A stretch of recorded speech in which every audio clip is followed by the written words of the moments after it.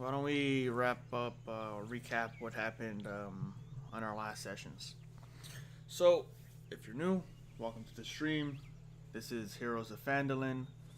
We're running a group of adventurers, some new, some experienced, through the lost mine of Phandelver. And recently, in episodes 1 and 2, we had our group leaving Neverwinter for the new and bustling town of Phandalin, or its reclaiming of Phandalin, where they are commissioned to travel a wagon full of supplies from Neverwinter to Phandalin under the contract of one Gundren Rockseeker, who they stumbled upon in the middle of the road on their way to Phandalin. His horse of himself and his, I guess you would say his guard, Sildar Holwinter. On the road, finding their dead horses, they were ambushed as well by the same goblin tribe. However, it was just a smaller scaled ambush, and they were able to overcome it and then track down the goblins to their home base, which we later discover is called Crag Maw Hideout. If none of you have written that down, you can write that down. Crag Maw Hideout. The goblins took Sildar as along with Gundren, but the goblins here at Cragmaw Hideout only had Sildar in their possession.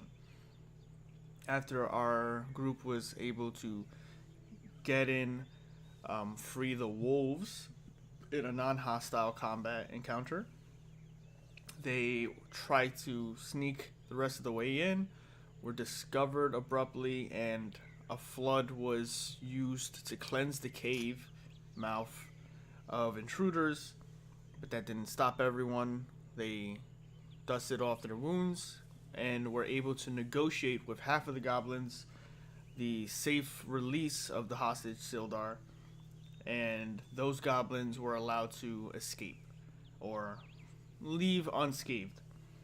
So with half of the goblin forces now out of the picture, they just had to deal with the chieftain of this cave, known as Clark. In the midst of the final battle with Clark and his goblins, one of our own Gottheim was slain through a surprise attack, another ambush made by the goblins in their final Horde chamber, I guess you'd say, the treasure hall Horde. And with Gottheim fallen, it wasn't soon after that another person almost succumbed to their wounds, but the group rallied together, used the narrow entrance of the cave to bottleneck Clark and take him down. So now we start our session with Clark defeated. Sildar is rescued. The cavern of supplies is still intact with an extra load of provisions from the horde that has been constantly looted by these goblins ambushes over a period of time. So the wagon is full, everyone is on it. You have the remains of Gottheim with you, and you are on your way down to Phandalin, maybe about an hour, if not less, away from the actual town. So probably been about the better half of 6 hours since Gottheim has been slain. What have you guys been up to while moving along to Phandalin?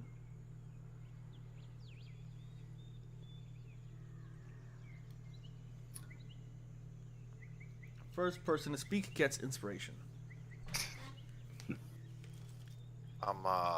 We weren't doing anything yet.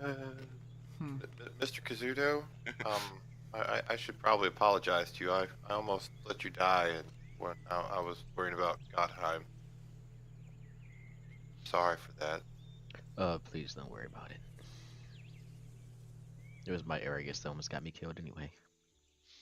I mean, you were just laying there bleeding out, and I could have saved you there, and I was more worried about Gottheim, who was already dead. It's alright. It's fine. Trust me. I'll be good.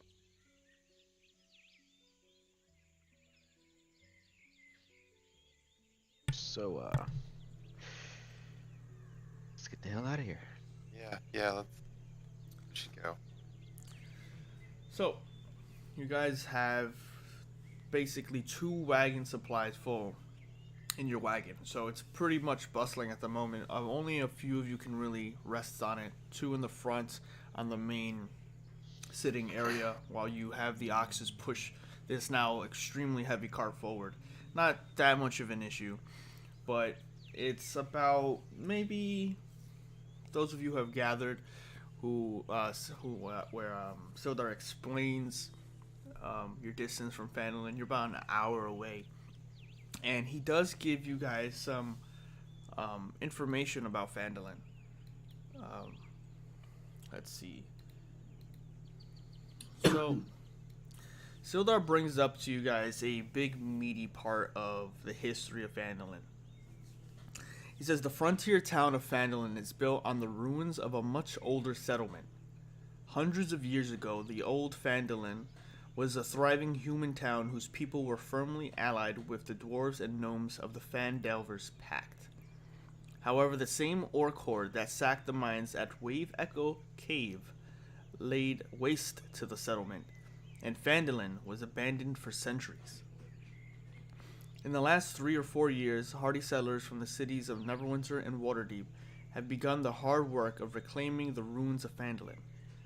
A bustling frontier settlement has grown up on the site of the old town, and is home now to farmers, woodcutters, fur traders, and prospectors drawn by stories of gold and platinum in the foothills of the Sword Mountains. Unfortunately, more than a few bandits and brigands have settled here as well, taking advantage of the fact that this area has no local lord or authority to chase them off. A gang known as the Red Brands has controlled Phandalin for the past 2 months, extorting and bullying everyone in town. The gang is led by a mysterious figure known to the townsfolk as Glass Staff. And that's kind of what he diverges to you on the way there, while he's sipping water, eating some bread, whatever rations you guys can provide, just recuperating from the events of the last 48 hours.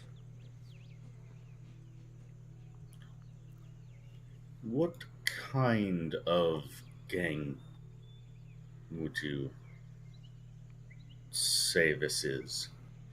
Is there anything that marks them as being special? Well, for one thing, they have connections. They seem to be not just well equipped for bandits, they have an entire manor to themselves, and their numbers seem to swell at least in the 2 dozens. And they constantly seem to be getting information on the different supply caravans that are coming in and out, knowing how much money people should be making in the business, knowing what to extort, where to push people's buttons.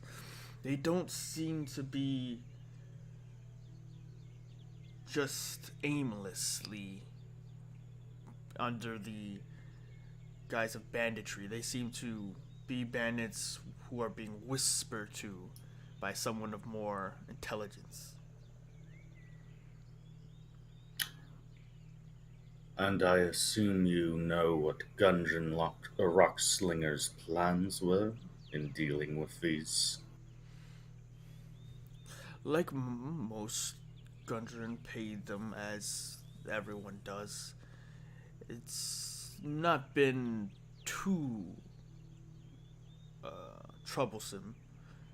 Gundren has often muttered that it was a trifle in comparison to the potential of his discovery.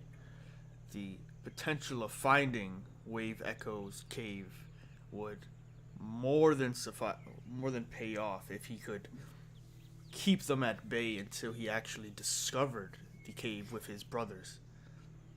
However, I have not seen his brothers, or now Gendron, in some time.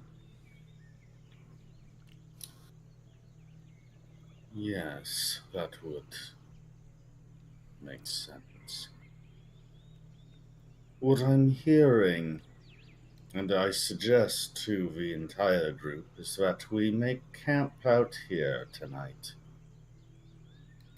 I want to be well rested to deal with any such issues in the morning.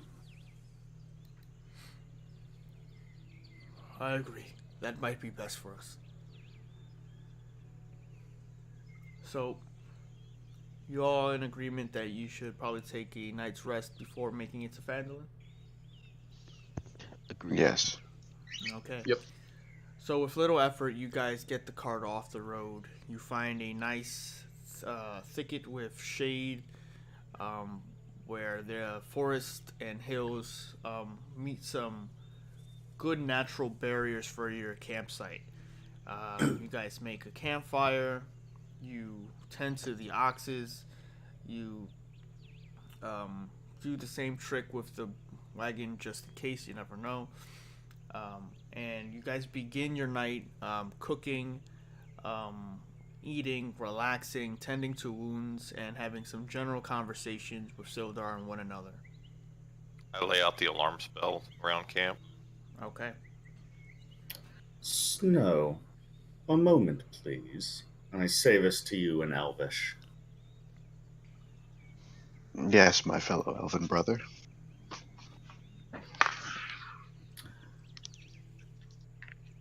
Let's practice a little. I want to see how well you can fight. Oh boy. All right. Those are very curious knives of yours. May I see one? Yes. I hand you a knife. I turn the knife over in my hands. Is there anything special to it, or is it just standard steel?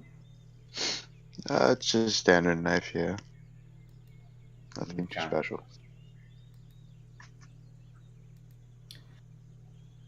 It's a curious thing, seeing a drow on the surface. You used that bow rather well in our last encounter. And I pull my rapier and just start to lightly swing it back and forth. So, I am curious. Have you ever been to a war? A war? No. Interesting. But surely, then, someone of a warrior's training taught you? Well, I've encountered many other bounty hunters in my path, and I've picked up a few things. Picked up a few things, it seems. What I'm curious about, and I give the knife back to you, but hold on to it if you grab it. Hmm. Why knives? Surely you know the better weapons out there. Knives require you to be up close. I like to get intimate.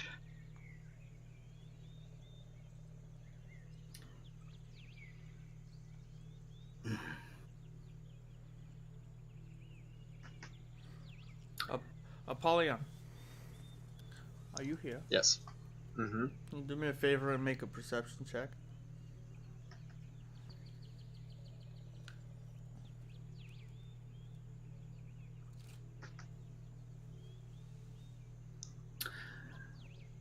Well, yes. Okay. So Snow and Vondo are having a moment of not too far away, um, but while they're having their conversation, and Alton and Kazuto are hanging around. You have Sildar resting, but you hear a very noticeable sound coming from the east side of encampment, which is on the opposite side of where Vondo and Snow are having their conversation. Um, they are. The sound sounds a lot like a significant like rustling and movement in the bushes, probably maybe 100 or so feet away, but progressively getting closer.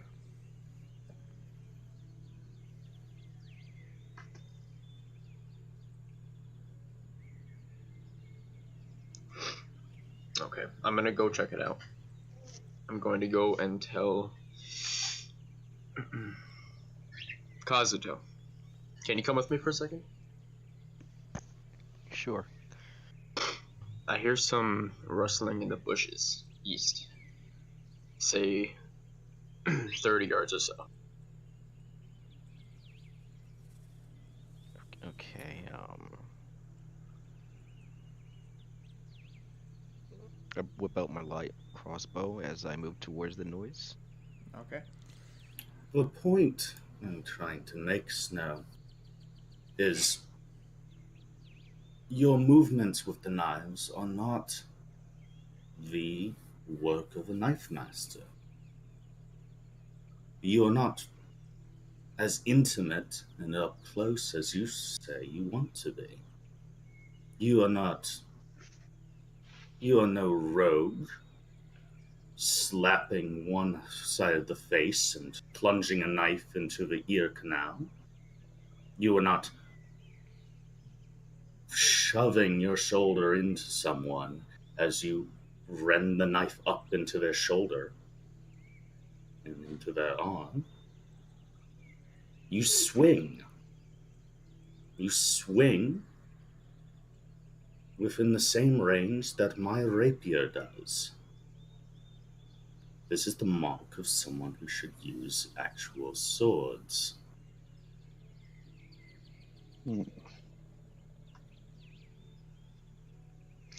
Well, perhaps I'll take your advice and pick up a sword along the way, should I find one. You really should keep an eye out.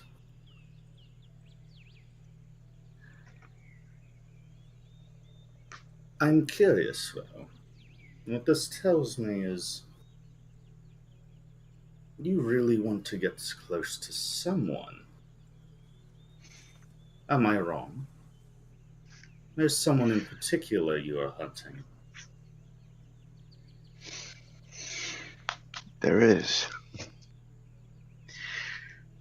Long My have you father. been on the surface, Drow? About 20 or so years.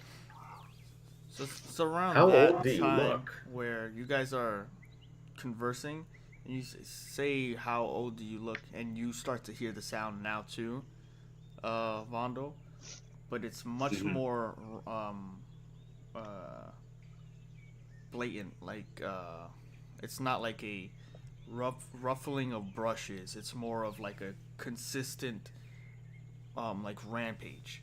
All of you eventually start to hear this while Kazuto and um, Apollyon, Vondo, you notice they're probably 60 or so feet ahead of you, pushing into the brush as this rustling of bushes has kind of turned into this kind of rampage, but into their direction. You just hear this constantly like galloping of feet just going as the bushes go wild, and you then hear like this screech that almost hits a low roar, but it's a mixture of the two. It's like it starts off as a, and so it goes low, high, and then starts really low, and it not bushels, barrels through, and so Apollyon and Kazuto, as you guys are like getting close with your weapons and spells ready, as this thing starts to keep moving faster and faster towards you, you have the light up, and it's right when it gets about 15 or so feet ahead of you. You kind of try to make way a little bit because it's just barreling towards you, and you see this movement and this hulking monstrosity appear from the brush and just start rampaging towards you guys. What do you both do? Rampaging towards us like it's trying to fucking attack us. What is it? How big is it?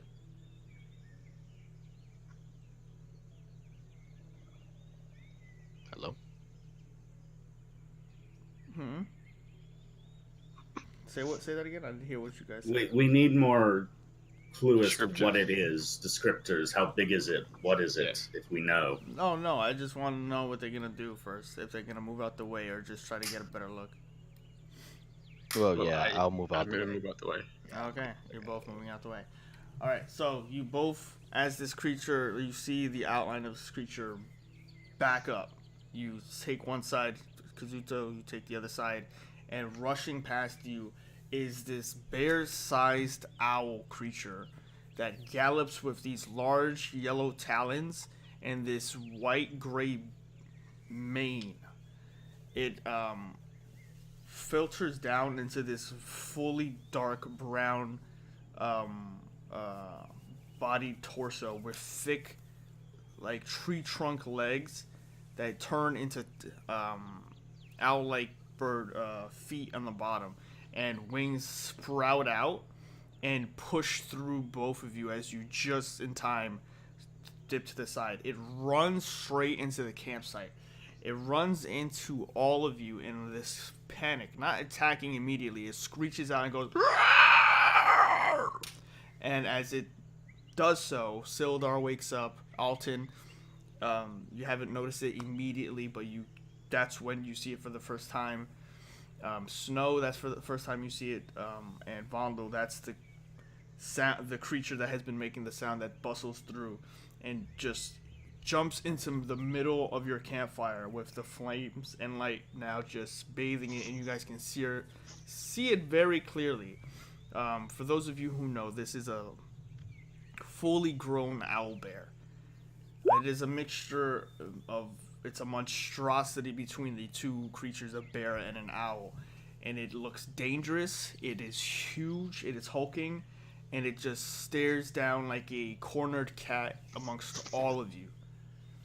And as that happens, you guys don't immediately see it, but attached to the creature with his foot tied in with a whip and kind of being dragged by this creature is this tan-skinned human man.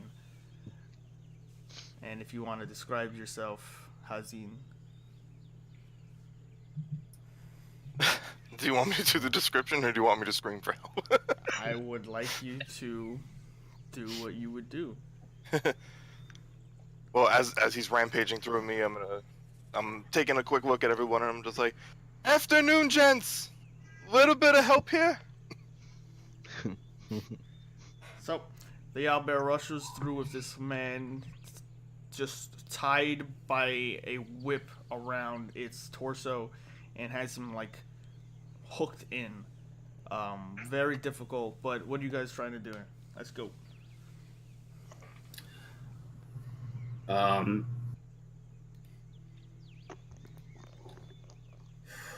me set the time. Fuck. I'm putting away my tome of dwarven gems and how to identify them. Okay, you put your book away and you hear the creature squeal out.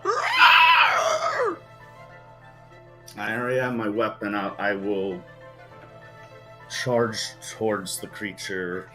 Drive it from the camp. Okay, are you gonna rush forward and make an attack? I will rush forward and is it already on to the bonfire? It's pretty close. It's maybe like 5 feet away. It's stamping dust and kicking it up towards it. Well, that's not a great option anyhow. I will move in front, but to the side to sort of get its attention, and hold myself defensively in front of it. Okay. You rush over, you prepare your guard. The creature looks towards you, screams out at you, starts kicking up ground and moving in place. It extends its wings as far as it can with its arms connected, and then brings down a meaty grasp towards you. Okay. You sidestep it with your blade, smacking it away. It doesn't gather any purchase on you. It reels back, and you see this human start to bounce with the creature. The only way you're gonna, if anyone wants to get him detached, is you're gonna have to cut the whip or try to untangle him from the creature. Who's next? Good show, but you didn't really help me a lot. I guess I'll try to cut it. Okay, with your bow and arrow or a knife. My knife. He's All got right. his knives out. All right, so you Yeah. rush over towards the creature. Go ahead and make an attack roll using your dagger. Would it be? No, it wouldn't be a favorite enemy since it's not like a humanoid, right? No, this No, is. sir. All right. got Are it. you aiming for the creature or the whip? The whip? Let me do the whip then. Okay. You rush over, and the creature immediately kicks up and prepares to lunge for you. You go for the whip first, though. Nice. An 18 is definitely going to hit. Go ahead and roll some damage for me. 4. That's just enough. You rush forward, and the creature's broad chest gets right in front of you. You see the whip wrapped around its torso. You give it a swift slash from high up in the air down. You cut the whip, and it's just hanging by a thread, but it snaps off as the creature is still in its hind legs, just raging up. However, after the whip is cut and this humanoid falls to the ground free, you still have the whip tied to your ankle, but you are no longer tied to the beast. The creature's gonna reel out and attack you, Snow, with its claws. Alrighty. So is it still my turn? Hold on. Before that, can I thank him by giving an inspiration, or does it have to be a turn thing? That's No, that's your gonna be on turn, his right? turn. Your turn. Okay. A 9 will not hit you. The creature reels out with its claws, but after you've cut it, you dash backwards back to where you were. You have freed the man, and the beast has already just tried to slash at you. You see these huge talon, razor sharp blades, like claws it has, and if that would have hit you, it probably would have taken an arm off. You back up instinctually for a moment, and who's next? Can I try to aim for his eyes with my bow? Or Sure. on his eyes, yeah. Go ahead and make an attack roll.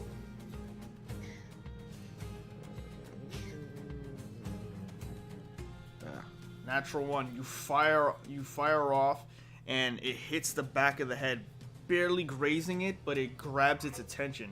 It turns immediately around towards you and goes to bite you. I'm gonna Eldritch Blast it. Since it's facing my direction, since I'm near Cosmo. One moment, because as that happens and you fire off the bow, it grazes its head. It turns around immediately, seeing your attack, and as that was a natural 1, you're gonna take some punishment now. 21 definitely does hit you as the creature goes over towards you, Kazuto, grabs you by the torso, and just bites into your clavicle. You take 14 points of piercing damage. As the creature bites into you, it immediately releases back. Don't forget to mark your damage, and go ahead, Apollyon, it's your turn. Real quick, are we supposed to have a map or no? No. Okay. This is, Okay. No. Just rando encounter. 14 Okay. definitely hits.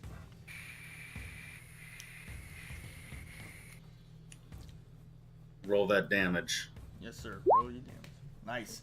You fire off your Eldritch Blast, and it hits it right in the left side of its face. It reels back as its white, like feathery fur just gets blown back into this kind of like punch. You can see it indent into the creature's side of its mouth, and it just looks like it drips out this kind of syrupy drool for a moment. It looks stupefied for that brief moment. Who's next? Alton and Hazin have not gone yet. I will use my bonus action and action to give Kazuto a healing drought. Okay, you rush and scurry Or over. one. Ooh. One. Today's As you're my pouring lucky it into day. a mouth, he just doesn't seem all there. He doesn't Coughs up some of it. It tastes extra bad. Yeah, you're trying to shove this really pungent liquid in his mouth as he's already just been cut open by this creature. And then your bonus action was what? That was both actions. I have to use a bonus action to make it, Okay, an action to give it to him. makes sense. Makes sense. So. Sorry about that. Okay, cool. So with that, you heal for 1 point. And with that, Hazin, you want What to take is- a turn? Go ahead. Sorry. I was gonna say, when's this strange man who just entered our camp? When's he going to act? Yeah, Hazin. Yeah, I was going to ask about that. Whenever you want. You want to go now? All right. How does distance work when it's an encounter like this? It's you guys are pretty close to it, or as pretty far from it. It just unhooked you, so you're about 5 feet, 10 at the most. Okay, where am I in comparison to everyone else? You are surrounding this creature in front of a campfire. Okay, so for the most part, almost everything's hitting, unless Yeah. it's like a. Okay, Yeah, don't worry about your range right now. okay. So I'm gonna go then. So I saw that dude get bit. So I'm gonna healing word him. Okay. So, describe your healing word. Healing word for me is just going to be a loud hum that just invigorates you a little bit. Nothing too crazy, but gives you some life back. No. So go ahead Just and a roll just that a little heal. bit of a gold light comes off you. Kazuto, you can feel do it this level 1. vibration within you as you see Damn. this tan-skinned man start to hum towards you, and you feel your wounds start to close. The blood is still kind of pouring out, but it starts to slowly seal itself. Okay. You heal for 4 hit points. Appreciate it. Appreciate it. Thank you, Hazin. How far away am I right now? Well, how close am I to him right now? Well, one To- second. Let's see if Hazin has anything else. Yeah, I'm gonna try dissonant whispers. Okay. What is that? Hold on, it's, if I click just the name, is it going to give me the whole card, or is Yes, it sir. going to just roll for it? Okay. Damn. Okay, that didn't. That's fine. Does he have to make a So save throw? they hear a melody. They have to make a Wisdom saving throw, Okay. and on a failed save, it takes 3d6. Okay. That is a 10. I do not think that saves. So the creature takes 7 psychic damage. How do you describe this dissonant whisper? So almost the same thing, but now the hum is deeper. Like it feels like a threatening sound, almost as if there's people screeching in your mind, and then obviously you take the psychic hit from it. Nice. As you're humming this enchantment towards the creature, you all notice that Hazin isn't really drawing a blade immediately, though he has one on his person. You see this very beautiful, ornate-looking handle, but you haven't really gotten a chance to see it in full because he immediately starts humming enchantment that you can all subtly hear in your own minds, but doesn't harm you. You've noticed the effect on the owlbear as it screeches out, just going and jumps back about like 10 feet, its butt in the air and its tail like wagging about. It looks like it's being punished, but it doesn't seem to be in that much physical pain at the moment. So, with that, everyone has had a turn. Who wants to go next? I would like to go next. All right, cool. Go for it. Oh, real quick. My whip is destroyed, right? You have another. Okay. So how close am I to the creature? You're Almost about still 10 feet. It's bit you and then kind of tossed you back. Alright, so I would like to move back a little bit more. Bring out my pistol and try to aim, for him again. Okay. And Make your attack. That will definitely hit. Go ahead and roll the damage. Nice. You pull your pistol out from your pocket. You're aiming for the creature dead on and fire off this cacophonous blast in front of Alton's face. Alton, your ears start to buzz with tinnitus as this loud bang just kicks up all this brief smoke and this smell. It fires off and hits the creature right in the chest. It jumps back on two legs and immediately growls in pain. You start to see a very noticeable bleeding darkness on its fur. I would also like to use my bonus action for second one. Okay. You bonus action and go ahead and roll your healing. That's a D10 plus your fighter level. I don't know how to do that. Slash roll 1d10. And then you are a level 2 fighter, so add 2 to the roll. So you heal for So 4 6. more hit points. 6. Oh yeah, 6. 4 plus 2. And with that, the blast fires into the owlbear. Who's next? I'm gonna Alright. go real quick because I'm going to give. I saw Apollyon hit him with magic, right? Yeah. Like he hit with it. Yes. Yes. Okay, I'm gonna give him an inspiration. Then. Okay. And then I believe everyone else is topped off, so I'm just going to. That's it. So that's gonna be it. Okay. Hazine gives you, Apollyon, a d6. So whenever you make an attack roll, a saving throw, or an ability check, if you feel like after you've rolled it might not be enough, say you want to use your inspiration, and you can add a d6 to it. Which by the way is it's me tossing what looks like gold sand that twirls around your hand. Nice. Okay. Do I just click inspiration on my character? No. No, that will be separate. But you'll just remember that you have a d6. It only lasts 10 minutes, so you might want to use it in this battle and not save it for later. Okay. As the creature is bleeding from its chest, and it is on its hind legs, I'm going to fire Eldritch Blast at the spot that it's bleeding in. Okay. Make your attack roll. The owlbear sound effects in your background are amazing. Yeah, it's great. It's perfect. Yeah. Well, we're in the wild, so. Yeah. So 22 is definitely going to hit, so go ahead and roll damage. Awesome. 14, fire off into the wound already, just the small tiny bullet that has penetrated. You blast it open and a chunk flies towards you, Vondel, on the opposite side. It spatters towards your feet, and you see the creature now in very visible pain. Yeah, Vondel, with his tired gaze, just, the look goes cold. Mm-hmm. And he steps forward and snaps out with the rapier. Okay. I'm guessing an 11 does not hit. 11 will not hit. You go The strike. the rapier snaps again with a surge. Nice. And nope. Okay. I know how my character's gonna roll in this campaign. Was that your action surge? That was my action surge. Okay.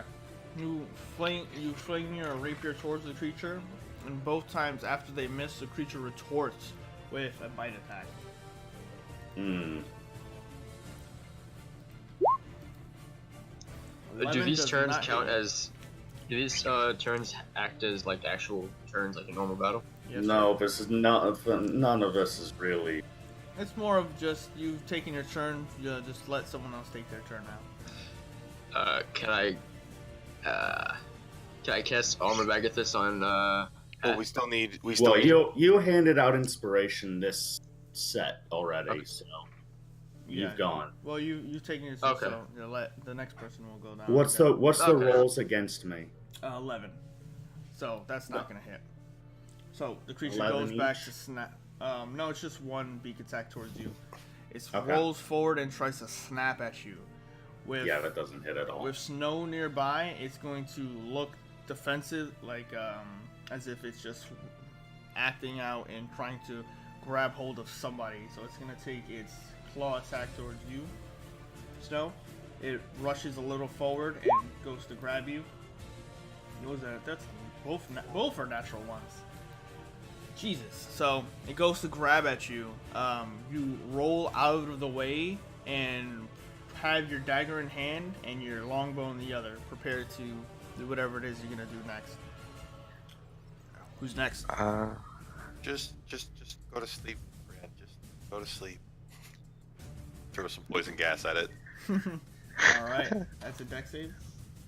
No, it's a Constitution save. Constitution. Got a good Constitution. That's 22. Oh, it doesn't go to sleep. Now, you fire off and it breathes in, and then you chest out. Owlbear scream, releases the poison effect around it to no effect. Next up, who we got? Snow, you have not gone yet. All right. So, you said I have my longbow and my dagger out. Yeah.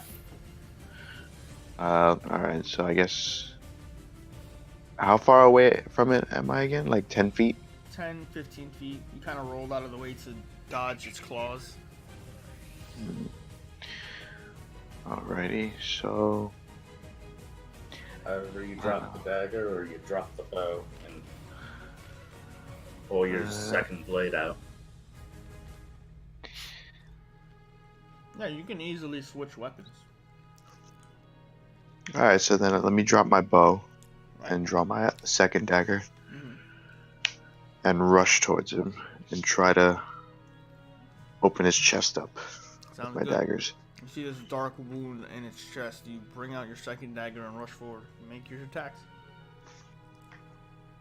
That's nice. Natural 20. Go ahead and roll that damage.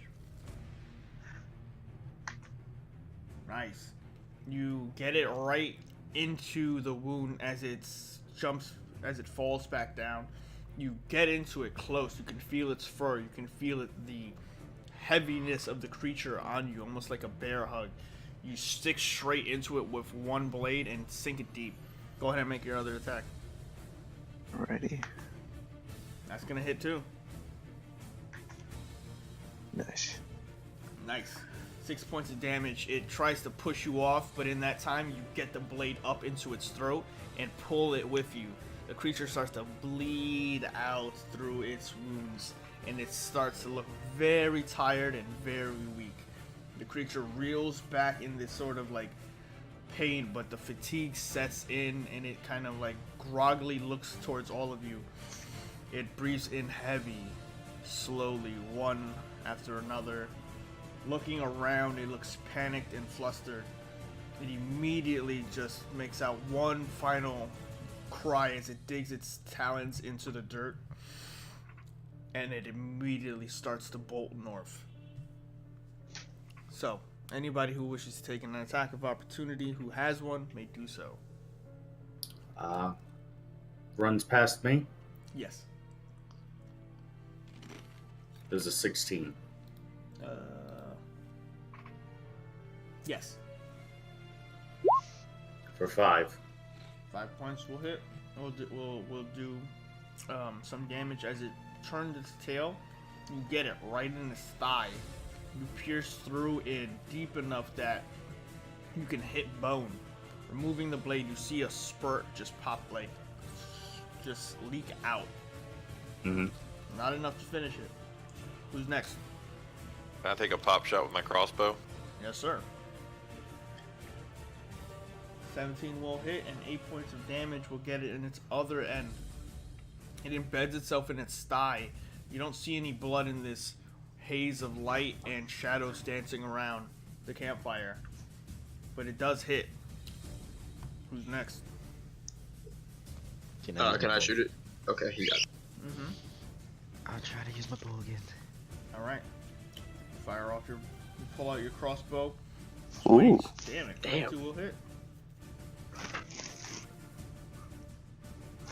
Carve this beast. Yep. 6 will hit. You fire off it. The shot, it hits it right in its shoulder. As it hits the shoulder, its leg kind of collapses. That arm kind of collapses and buckles the weight. It falls to the ground momentarily, but continues to move past everybody. Polyon, what are you doing? Go for my last Eldritch Blast. All right. That will definitely hit. 9 points of damage. You fire it off into its stomach. The weight and force of it pushes it onto the ground, and it topples to its back, to its belly, to its backside. It reels out like this, kind of like a dog that has just fallen, and it quickly and scrambles back to its feet and rushes deeper into the forest. With that, the owlbear continues to scurry. Hassan, you have anything you want to try to do before it's fully out of your guys' campfires? Fire the light. I'm gonna take a swing at it. Okay, you rush forward and you get just close enough to take to take your first swing. That's gonna be with the scimitar. Ooh, suck. All right. With a Didn't hit natural shit. 1, you rush forward towards the creature. You go to make the diagonal slash with your blade, and it immediately donkey kicks you in the chest. You look at the wind kicked out of you. You breathe in, and you fall butt first onto the ground. The creature squeals out in its familiar sound, and immediately just keeps on booking it into the woods. Fast, it gallops into the darkness, out of sight. Congratulations, guys. Got donkey kicked by a giant owl. Bear. Bear. Well, congratulations, guys. You have defeated the owl bear and have now gained an ally. I'll let you guys take it from there. I'm just gonna. I I flop back. I flop back. Like I just start talking to myself. I'm just like, oh, go save Rockslinger. Oh, it'll be easy. I'm gonna go over to Hazin and hand him, put out my hand and help him up to his feet. Ah, you're very pale. Thank Don't you. mention it. Yeah. So how did you get yourself in that situation, sir? Oh, I was. They gave me a quest for 20 gold. Go find out what happened to Gundren Rockslinger. But then they tell me to go north. He's north. And then I encountered our wonderful little hooting friend over there. Did you say Gundren? Yes. Why? And then I grab the whip and I'm like, well, why? He seems to be a mutual ally of ours, or known acquaintance. Do you have him? Oh, this is the easiest 20 gold I've ever made. Where is he? That is what we are on the search for. Me and my ally. Oh, good. We know where he is. Do you We know? just- Wonderful. Yes. Then I will be glad to cut you in on a finder's fee for about 3 gold. Well, of Make course, it you also get my, talents added on top of that. I look you over. What are you wearing? What are you wielding? So very, very loose-fitting desert outfit. I have leather armor underneath a ragged, like a loose-fitting cloth vest. Very, very loose-fitting baggy pants. I have a string of beads running through my long black hair with red specks on it. Obviously, I'm very, very tan-skinned. I am also half-elf, so I notice a little bit of half-elf in what in some of my companions as well. But I don't really get hung up on racial things too much, so it doesn't really concern me in any way. And then I currently have my whip, my beautiful scimitar that you've seen already, and a rapier in my backpack, which actually I should go back and find somewhere through those woods. Out of character, Adam, can you remind me what the Goblin Fortress was called? Cragmaw Castle. Yes. Okay. Castle. That was the word I Cragmaw didn't. Hideout is Was where it you guys castle or came. hideout?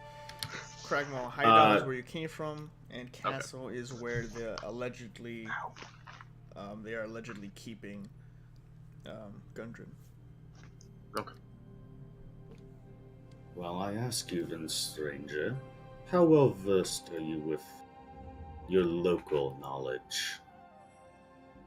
Oh, Particularly with the goblins. I've dealt with a couple goblins in my time, but I wander town to town, so these areas around here are not unforeign, but I do not know them, say, like an actual... I do not know them like the back of my hand. I know them as simply a man who has passed through them several times. Who sent you after Gundren? Oh, some cloaked figure came up to me, said he was worried about his business partner, Gundren. As soon as he offered 20 gold for something that seemed a pittance of a find his dwarf on this lost road quest, there was no reason to even care. Cloaked human? Dwarf? He was definitely a dwarf, unless he was a very short human. But, I don't think humans smell like that, honestly. Dwarves have a very earthy odor. So, how did you meet this cloaked figure? Did he just come up to you and tell you? Have Did you you ever go sat there? in a bar and get hit on? That's essentially what happened, except instead of offering me some sort of interesting fun, he offered me 20 gold for finding his business partner. As well as some of the worst food I've ever had in a establishment, but that's its own separate cause.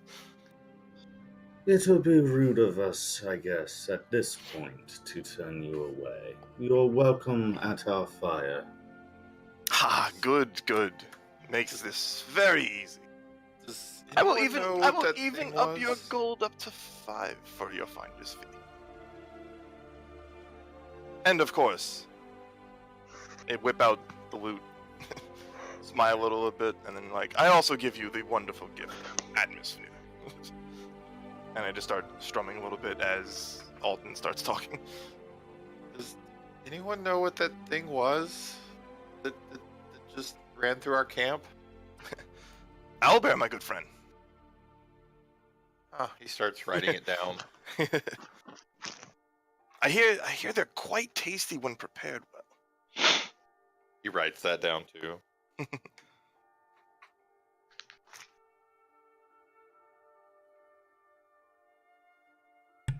Thanks.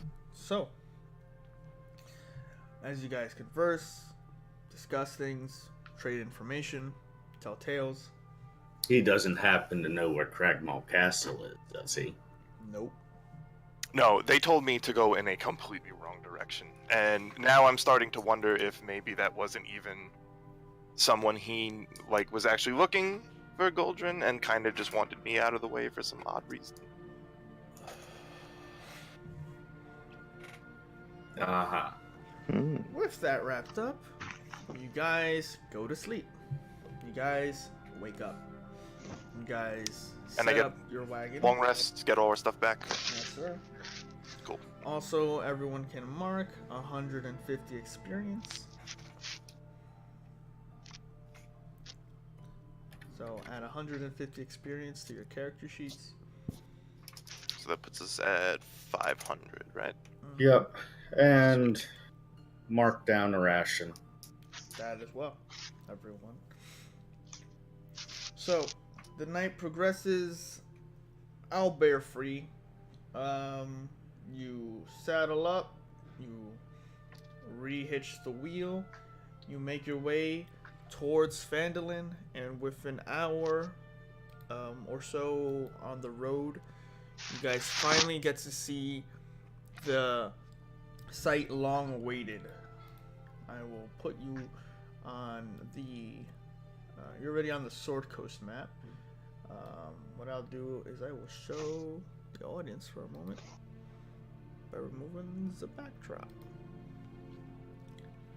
So, our adventurers have made it from Neverwinter to Cragmaw hideouts and are now well, this is where the owlbear attack was, by the way. And then you guys have now made it to Phandalin. Now hit loading screen button, and you guys will be in beautiful Phandalin.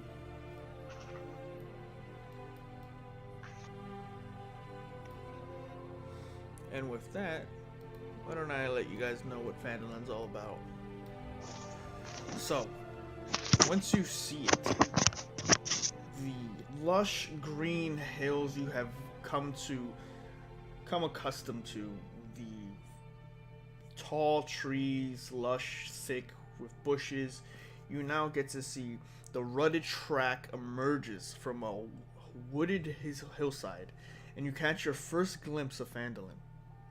The town consists of 40 or 50 simple log buildings, some built on old fieldstone foundations. More old ruins, crumbling stone, walls covered in ivy and briars, surround the new houses and shops, showing how this must have been a much larger town in centuries past. 1 second, because I have an ambulance.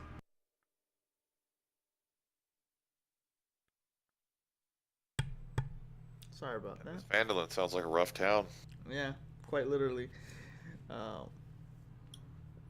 Anyway, sorry. Just a little bookkeeping, by the way. Can someone else mark down 2 ration uses?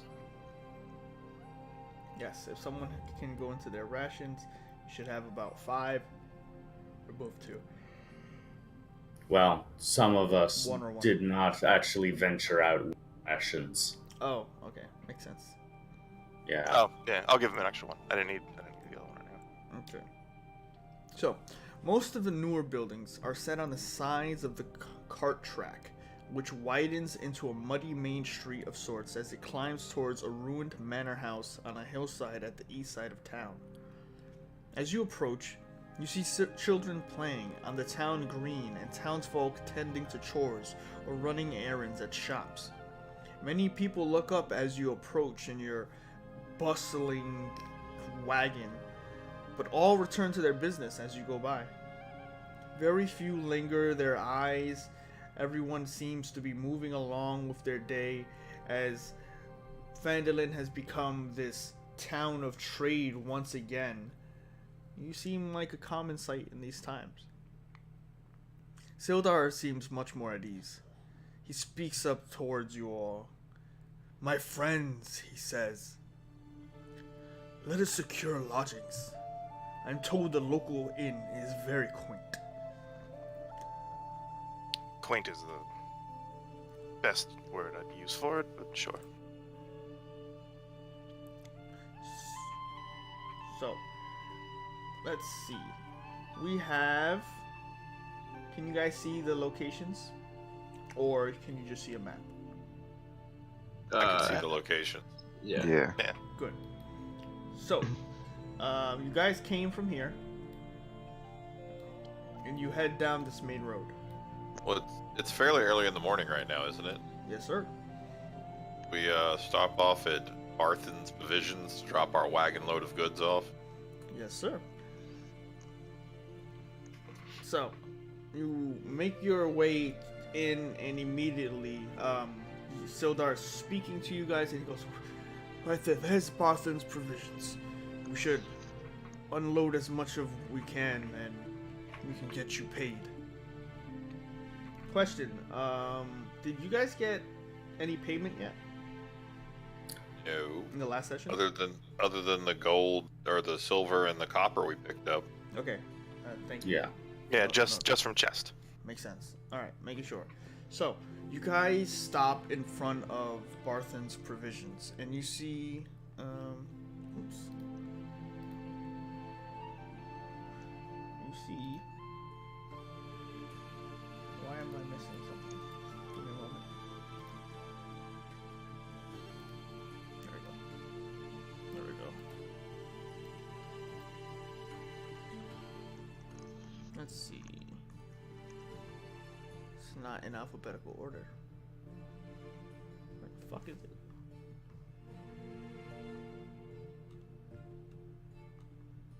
Oh, here we go. So, you guys see this red roofed, very large shop. It's almost two separate, one main like warehouse building connected to another. It's the biggest trading post in Phandalin. You walk in, whoever does, and you see its shelves are just stocked with mostly ordinary goods and supplies, including backpacks, bedrolls, rope, rations. The place is open from sunup to sundown. Baratheon's does not stock weapons or armor, but if you want to buy adventuring gear, this is definitely the place you would go. Or even like general food stores. The proprietor is Elmar Barthen. That's ELMARBARTHEN.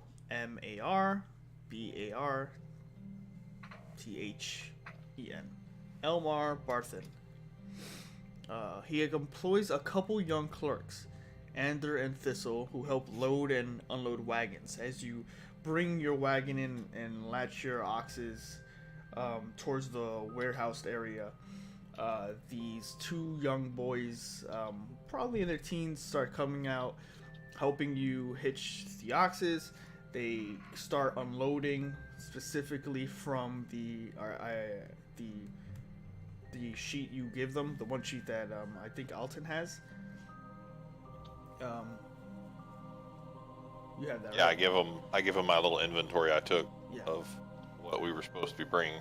Okay, so you give them exactly what they were due, and with that, they mark it all off. They go to Elmar, and he's grateful. He comes out this elder man with a let's see, let's go to Elmar real quick. Sorry, a lot of stuff.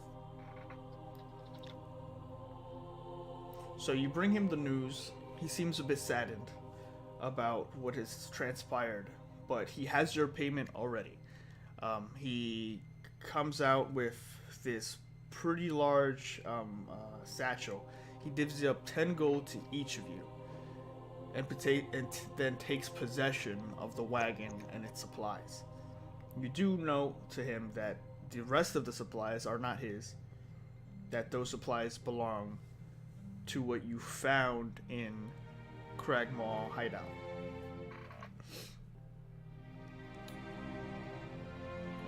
Question on that of going through those supplies, were there any tools or kits among those supplies we picked up? Like what? Like an alchemist kit or an herbalist kit? What would you like? Either. Just, Your just pick. asking if they were among those. Your pick. If not, I need to buy one. So, Your pick. I'll take the alchemist kit. Alright, there's an alchemist kit.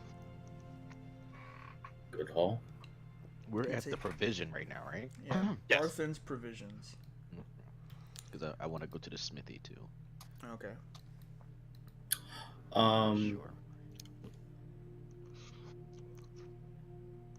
Let's see, trying to decide here. I will pass back 5 of the gold in return for 10 rations. I'm gonna do that too. I'm gonna give him 5 Okay. Very easily. for 10, right? Yeah. Okay. Does Barthen have an herbalist kit for sale? Yes, he does. Then I will give him 5 gold for that. Sounds Unless good. it's more expensive than that. Well, No, it's actually a little Sure. cheaper than that. Oh, how much is it? Let's find out. Okay, not a lot oh cheaper. wait. It is 4 gold. 4 gold. Okay. Yeah. Do I And need you a guys proficiency said how much gold for rations? for the rations? Ration is 5 gold gets us 10 rations. They're 5 silver apiece. Yes. 1 gold cuts down to 10 silver, so Yes, sir. 50 divided by 10. 5. Yes, sir. I will pick up a whetstone. Mm-hmm.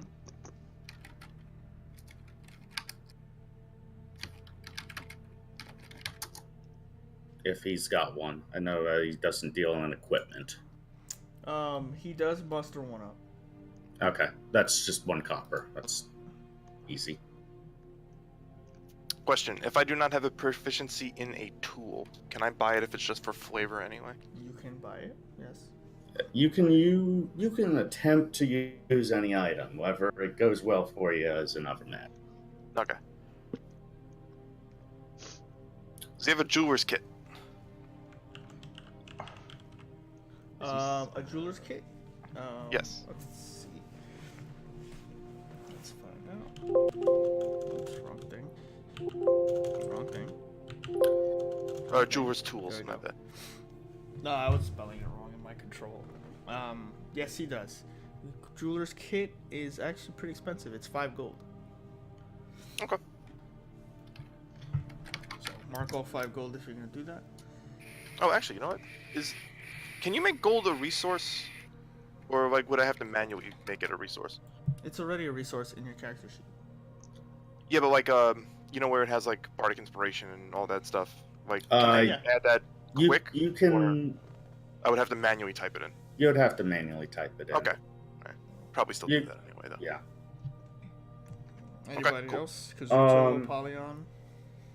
Is he selling any type of weapons? Or does he have any type of weapons? No, he does not have weapons. However, if you wish, Sildar can bring you to an armorer nearby. A weaponsmith. Has anyone negotiated what we're selling the extra supplies to him for? They are actually not his. As Oh, you wasn't guys, that? Yeah, I thought we just gained 10 from that. Well, Well, that was for his supplies. We have a whole Oh. cartload of extra supplies, though, that we found. yeah. Yeah. So. Oh, that's on top of. Okay, that's on top of. So Rocks. Barthen knows of a trader in town who has been without his supplies for many months. His caravans continuously got hit, and though he had survivors, it's been a while since he's been able to send people out to get, a new shipment or a new trade route. He's been hit particularly hard, but he sends one of his boys to go fetch the man. While that's happening and you guys are speaking with Sildar and you're speaking with Elmer, he brings up the troubles that they've been having in town. With these harder times, we've tried to manage and eke by what we can. Phandalin is a place where you can really reinvent yourself. But aside from the ambushes on the road, here is no picnic. It's been difficult with the Red Ruffians, with the Red Brands, they're really called. And he brings up this conversation, and it's Vondel, you're there, Alton, you're all there in general, not like you meet you're like in this shopping. He's talking to you guys about it, and Sildar comes back from the back room eventually, with this chest. He asks you all to come forward. You all wish to do so? Sure. Before we're 100% done, I wanted to ask him if he has any sort of healing draughts and/or potions available. Yes, he does. He does express that he and another person do deal in that. They do not have a lot, which was the reason he brought up the red brands. As that conversation's going on, Sildar interrupts and brings forward a chest for all of you. Well, with the times being what they are, I appreciate what you did for me.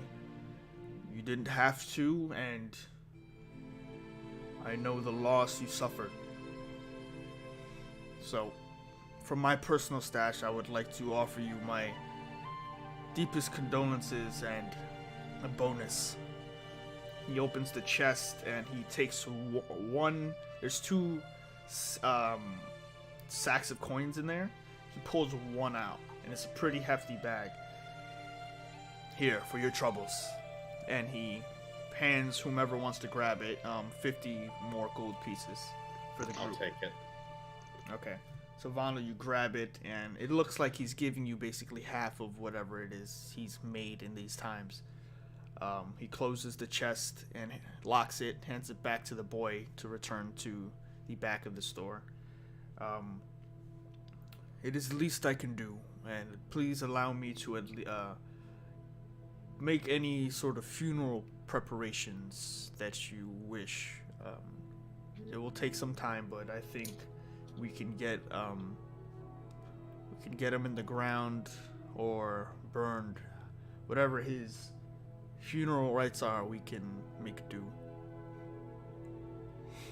So, Can I make a check to see if I might know what his family's funeral rites might actually be? yeah, make a religion check. 12, yeah, definitely. If you wanna let him know, X guy. Yeah, I'll let him know what he would have preferred. Tom, do you have? Burned. It's fine. There's no reason for any sort of like earthly remain. Also, as a cleric, we know what undead. You know, like there is an undead scourge everywhere. It's better to just accept your death rather than be brought back in the service of somebody else. Makes sense. With that. Real quick, do we lose an extra ration for For what? the wolf? If you used a ration before, I think only Patrick. No, I mean when we But- took a rest. Does the wolf also eat? We have a Oh wolf no with no us, don't no! I would assume with the provisions that were brought with you in the cart, you would have easily been able to feed Okay. feed the. Oh yeah, I wolf. almost forgot about Gottheim, who's Yeah. following us. The Yes, Gaheim the- kind of stumbles in. I mean, we're not keeping Gottheim on a tight leash at the moment, so it could have hunted. Yeah. Okay. If we want to explain that away for this night. Yeah. So, little bit of bookkeeping. Kazuto, Apollyon, Alton, Snow, all marked 10 gold. Yes. So get 10 Oh, gold. add 10 gold. Yes. Got it. I already added it when we got it. That was on top of what you also got. This was the 50 that he gave out to you guys. Oh, okay. So I have a total of 20. If you haven't bought anything yet, yes. Okay.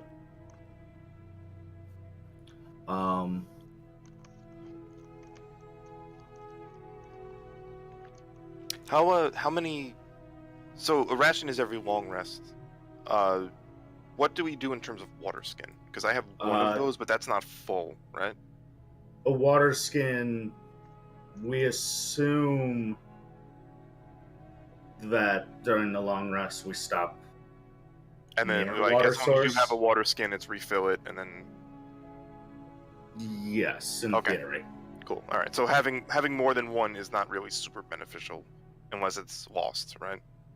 Yes. Okay. Or if we're going suspect- into a desert environment. In a temperate area where there's brooks and streams, like, water is not the major issue until, what if a major war breaks out and society kind of collapses as dragons rage across the entire landscape. Okay. But that won't happen to us. That's great. I just wanted to make sure because I have that as like a background feat where like I constantly find like water and food and stuff, but I wasn't sure if that affected you guys too. I mean, you're part of the group, right? And you're I gonna mean, cut unless- in, right? Yeah, but I also don't know if it's like I found this stream, but I'm the only one that found this stream, and I'm the only one allowed to touch said stream. I mean, you can be Speaking you of can streams, we are live yeah. on twitch.tv/Mada Like- Zitro. They're called druids. Oh, I found this weird stream called Mada Zitro. It's crazy. Plenty of water. What is this? What is this Leon A floating in this water? Hmm. All right. So before we're done with provisions, I do want to take a look at his potions. Let's see. Barthen, while you're searching around, you mentioned the red brand. I have to ask, who is your regional marshal? There is no lord, noble, or marshal of these Phandalin. It's just much more of a community-created people looking for a fortune or to get in on the ground floor of what could be something brand new and very prosperous. The group that once came here to establish the law met with the Red Brands when they moved in, trying to be noble and keep things fair. They sort of merged since then, and that's how their ranks swole. Probably bought out. Now the Red Brands kind of control the entirety of Phandalin, kind of extorting us every now and then for monthly pay. And weirdly, they know how much we should be making, and though it could be seen as generous of them, it is discomforting knowing that they have such eyes and ears. But, Do the red brand at least offer protection? oh, of course, but they're the only ones who do cause the trouble around here. There are the occasional, creatures that have wandered close, wolves and such. Nothing too unsettling that they have dealt with, but it is not a community of doing it out of community morals, trying to bring us together or protect us. It's more of to protect their investments.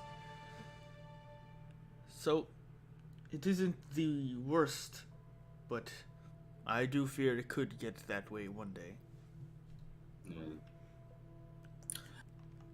And with that, he brings up that he does have one potion of regular healing, and he is willing to part for it since you are friends with Haldar, Hallwinter and Gundren for 25 gold pieces, which is half of the normal price. Yeah, that's a really good deal. So, I'll do it. I'll give my last 25. all right.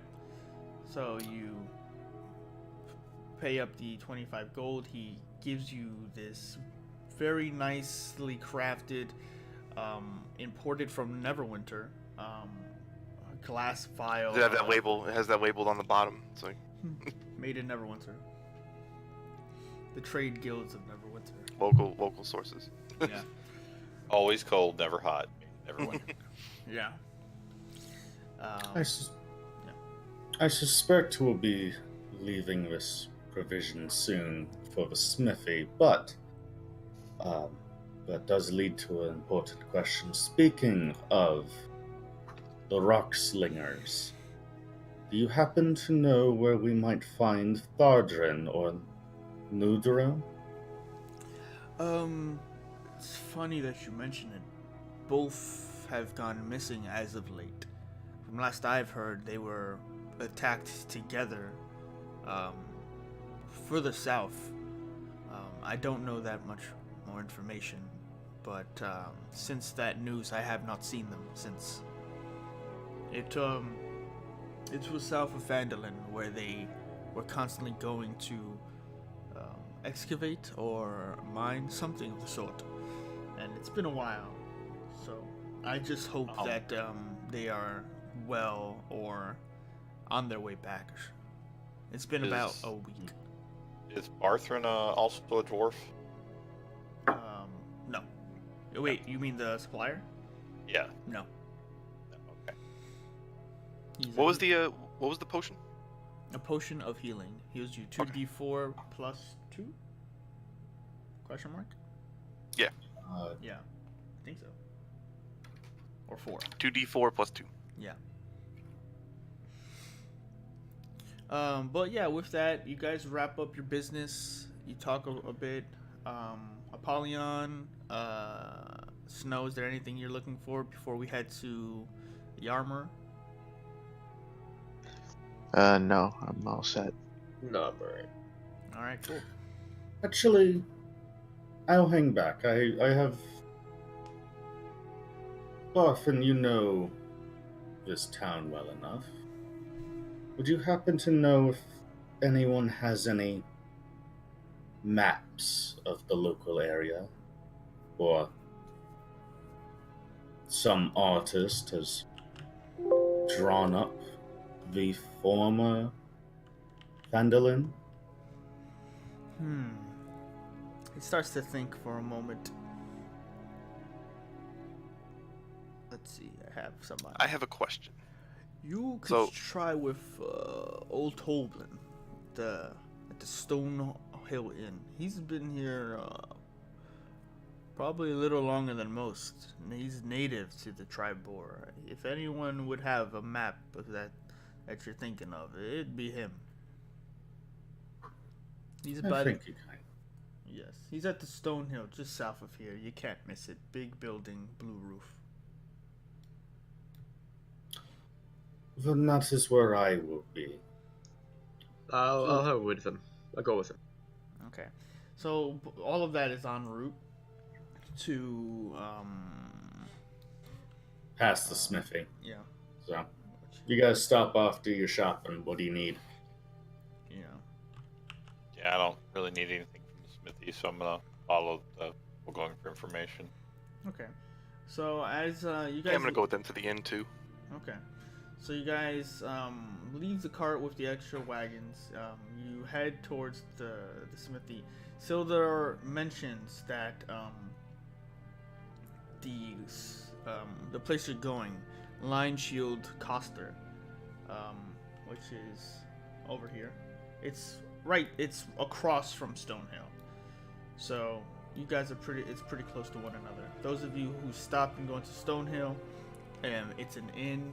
We'll get back to that later. But those of you who are going to Line Shield Coster, it's brought up that is the location and business that the supplies are due. The recovered goods that you guys had found in Cragmaw Hideout. You see hanging above the front door of this modest trading post is a sign shaped like a wooden shield with a blue lion painted on it. The building is owned by the Lion Shields, a merchant company based in the city of Yartar, over 100 miles to the east.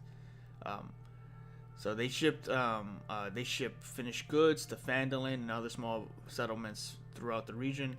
But this outpost has been hit hard by the banditry. And that's where you guys come in. And Sildar introduces those of you who go to Lion Shield as the ones who have now just not only discovered their stolen goods, but now have recovered it.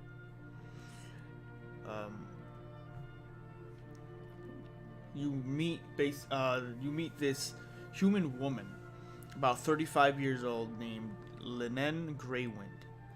She comes out with this apron on of with blotches of black used from the blacksmith, and she seems sweating, but extremely happy. She comes out to greet all of you, and she immediately thanks you as Haldar explains what you've done so far. You explain your needs, what you're looking for, and she immediately offers to give you anything she can to help you. But in addition to all of that, she hands, who's there at Lion Shield Cost? Who's going to the armor / blacksmith? I'm going to the armor / We blacksmith. have Kazuto. Anybody else? Alright, just Kazuto. I went to the inn. So, Kazuto, you're given It would be a good idea for Snow if he could pick up a new weapon, but I'm just suggesting. It's alright. Kazuto, as you're by yourself with Haldar, Sildar, the woman gives you this very nice black pouch, and it's filled with gold. She passes it to you and says, "For everything you have done and more," and in that is 50 more gold. Dope. Thank you, ma'am. So she hands that to you and asks, "What could she do to help you?" And this is the lady working in the city? Yes. I'm looking for a long-ranged weapon. Mm-hmm. Something silent, but can travel far. Like a longbow? Not a longbow. Something where it requires bullets. I'm not so sure what that is. I've never heard of these things. What should I call it? It's like a sniper, but Sniper? a rifle. A rifle. You're bringing up things she has no idea. As one of the few people who owns firearms, Okay, well, what that does she technology has not made it to Phandalin yet. Or this far north to Neverwinter. or a rifle? Hmm? Or a rifle? All of that. You're talking So- guns in a fantasy world. Neverwinter, they haven't really dealt with it. However, you do know that it started in Amun. This bustling of gunpowder and this thing called black powder and firearms was mostly much more south from here. So, Actually, it's called smoke powder. what he said. No, you really don't want that. You want your gun to explode? That's how you do it. Boomsticks. And not in a way that makes other people explode. Yeah. But she does offer you, if you so wish, the use of her smithy to make what you think, start your designs. If you feel like you need your own workshop to make what she can't make, her family cannot provide, she can easily set a forge aside for you. I appreciate that, yes. But, question, how do I know what materials I need for it? And how do I know if I have it? You know generally what you need. You know the supplies you're gonna need to make what you're looking to design. It's just that that combination isn't just aware to them. They don't know, like, oh, if I combine this and this, I can make I can have the ingredients to make a bullet. But you would know the ingredients you need to make the bullets you need. You know, the iron. You probably have at least a small supply of gunpowder on you. A couple suggestions. So, one, if you're trying to make ammunition, you could buy ball bearings and convert them over to bullets. Also, if you try to commission a rifle to be made, it might go better or faster if you, for now, leave your handgun behind as a point of reference. Okay. So, to convert, what was that thing called to convert over to bullets? Well, to Uh, Ball powder? bearings. Ball bearings. Ball bearings. Okay. It's what I've used before as a suggestion for okay, what does ammo cost? Okay, what's a material that can be converted over a long rest? Well, lead ball bearings would work.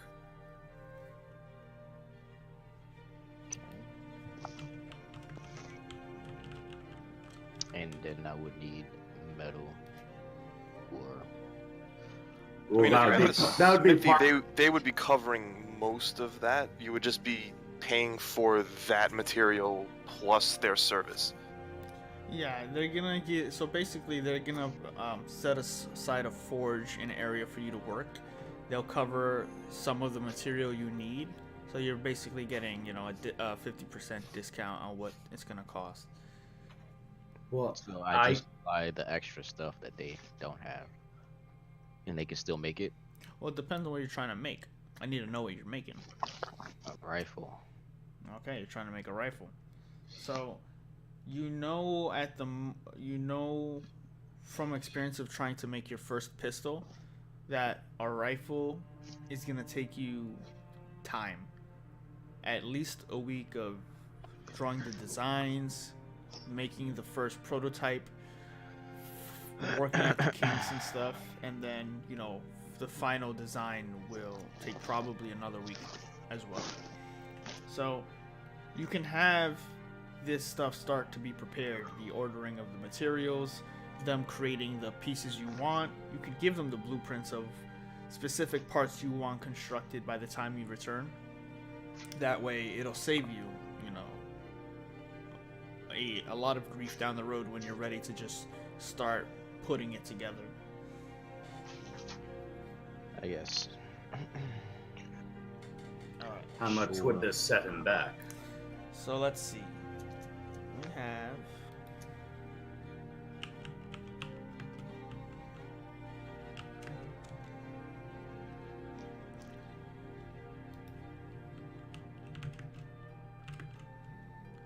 so for 12 gold pieces, they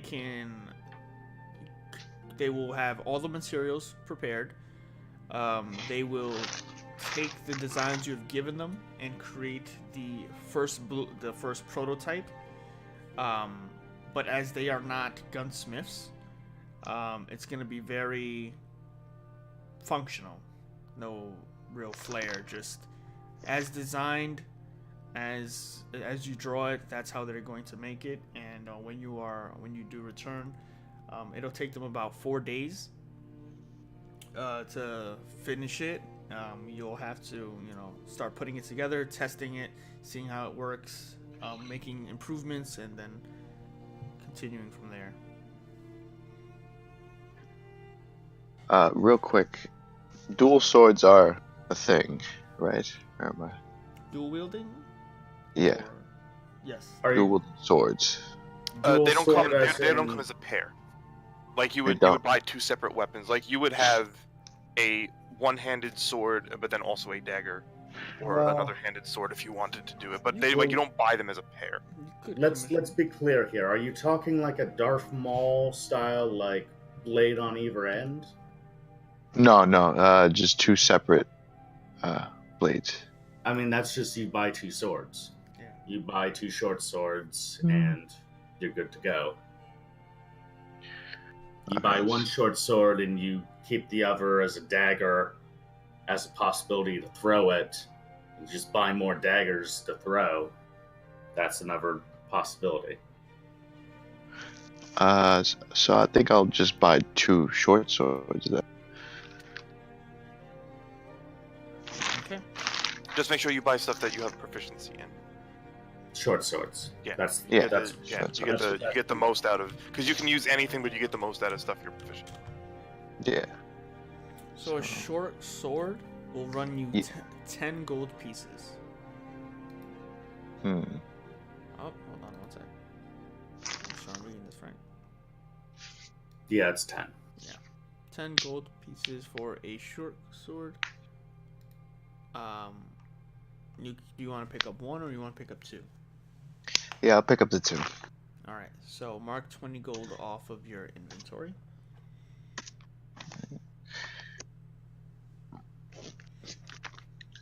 Right. So Kazuto, they have the plans. You give them. They will make it. You have 4 days before the first prototype will be complete. I'm going to ask Alton for help. Okay. What kind of help you looking at? Okay. For I guess his alchemy. Okay. What are you trying to make? I'm just gonna I can help with the gunpowder and maybe make some suggestions. Just I'm gonna give him aid in making his designs. Okay. Just knowledge and art So why don't you give me an intelligence check then, Kazuto? with advantage, right? Because Yeah. aid.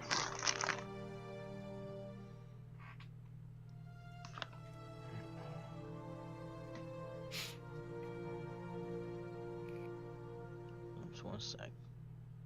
Mm-hmm.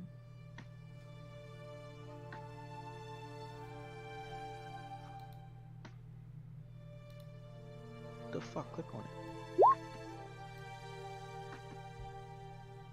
All right. Roll Well, one with more. Advantage still, so you can roll them another time. All right. So, with a 14, you come together with some things that Kazuto didn't think about in terms of firing a much more high-powered rifle opposed to his original pistol design. He's overlooking a variety of things when it comes to the gunpowder aspect. You fix some things. 4 days is gonna still be the time frame, but you just removed the idea that the first attempt when you come back and find it, it's not gonna be a complete. What is the word? You're not gonna come back and them say it took us 4 days, and we misread how much gold it was gonna take. So you redesign it, and it's gonna look promising. Shit, better for 2 weeks. Well, we'll see. Is there like an arcane shop anywhere in this town? There is not an arcane shop, but let me see something.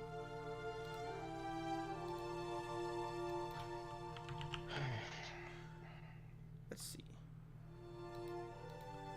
There's not an arcane shop. Sorry. Mm. Yeah. Looking through this, there is none. But anyway, done with the Lion Shield Coster. What's up, Fondle? I was going to ask, we getting a break soon? Yeah. Need a bit of caffeine jolt. All good. We can Well, take we're- care of the paperwork and break then. All good. So we'll take a break now and return back at Stonehill Inn with everybody when we return. So take some time, guys. Good session so far, and I will be back.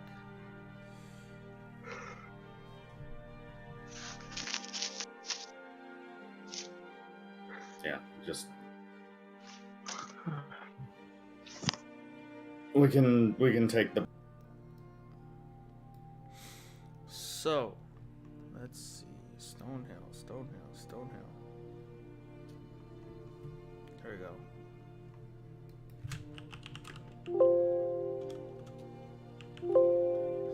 God damn it. So Hey, on our way to Stonehill, that Shrine of Luck, what does that look like? oh shit. Sorry. Delete. Shrine of Luck. It either looks like Timora or it looks just like a big hand flipping a coin. I vote for the coin. It's the only temple. It's a small shrine made of stones taken from nearby ruins, and it is dedicated to Timora, goddess of luck and good fortune. Okay. Yeah. Very small, very simple. And then back at Stonehill, you see that in the center of town stands a large, newly built roadhouse of fieldstone and rough-hewn timbers. You enter, and the common room is filled with locals nursing mugs of ale or cider, all of them eyeing you with curiosity as you interrupt their brief conversations. This modest inn has about 6 rooms for rent. Sildar already has one. If you decide that you wish to stay here, we can take care of that quickly. But the proprietor is a short, friendly young human male named Toblin Stonehill. Toblin is a native of the town of Tribor to the east, came to Phandalin to prospect, but soon realized that he knew a lot more about running an inn than he did about mining. Walking around, you can see that many of the tables have 1 or 2 people already at them, nursing morning drinks, eating simple breakfasts, nothing fancy. They have eggs and meats. Lots of bread is going around and being passed table to table. You can hear whispers and conversations going on about red brands, goblins, orcs, a bunch of different stories and things going on in the town at the moment. Anything hung up on the walls? Yes, actually. You make your way towards the backside of the inn,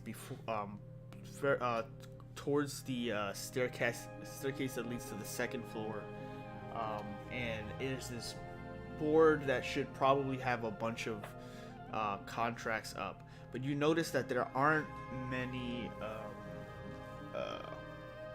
call for aid things like need this to be done, need that to be done. But you do see quest board. It's supposed to be a quest board, but it's left rather blank. You get the idea that if this town is controlled by the Red Brands, no one's going to bring up that they need something done. In particular, if the Red Brands would see it, maybe they would say, "Oh, we could do it. Pay us more." So, you do, however, see that there is a contract, kind of a parchment, like nailed in the middle of this board, and it talks about the Red Swords. For some of you who hail from a little more south, the Red Swords are a mercenary company known more for their noble acts that they have undertaken. Basically a standing army, as it were, led by someone named the Red Sword. And this person is consistently looking for new swordsmen, specifically those who can wield swords in expertise fashion. And it doesn't say anything about arcanists. Just think of it as a recruitment post. I'm gonna write this all on my parchment. Okay. You take your notes, you write it down, you tuck it away for later.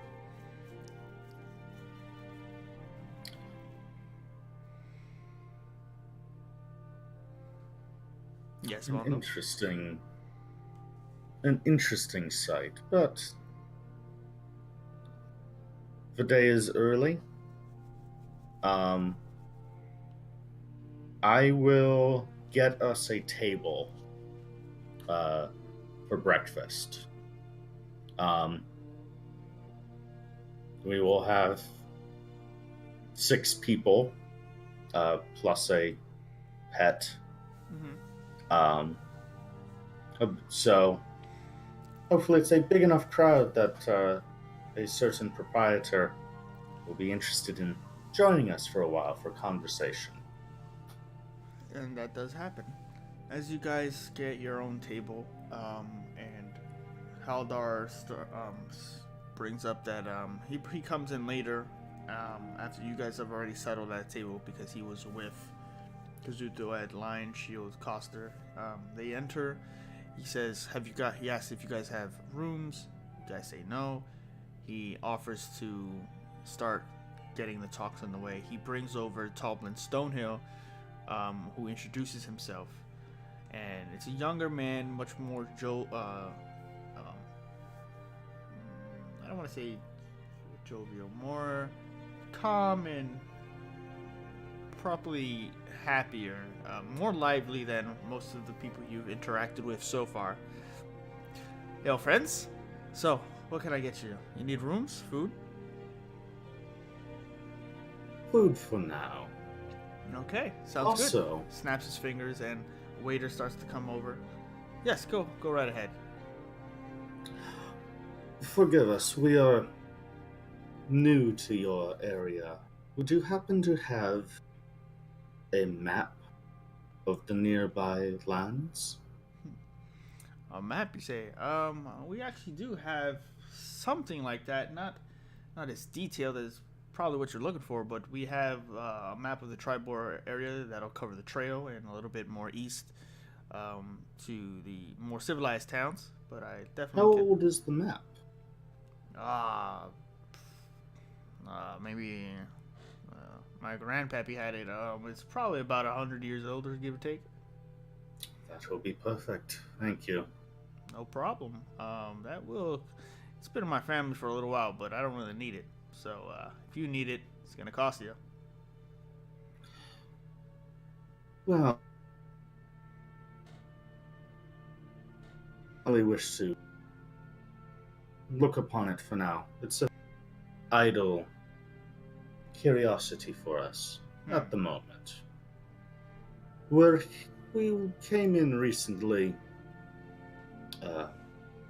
guarding Gundren Rockslingers supplies. You might hear from By the way. Rockseeker? Yep. It's always been Rockslinger from the first, but okay.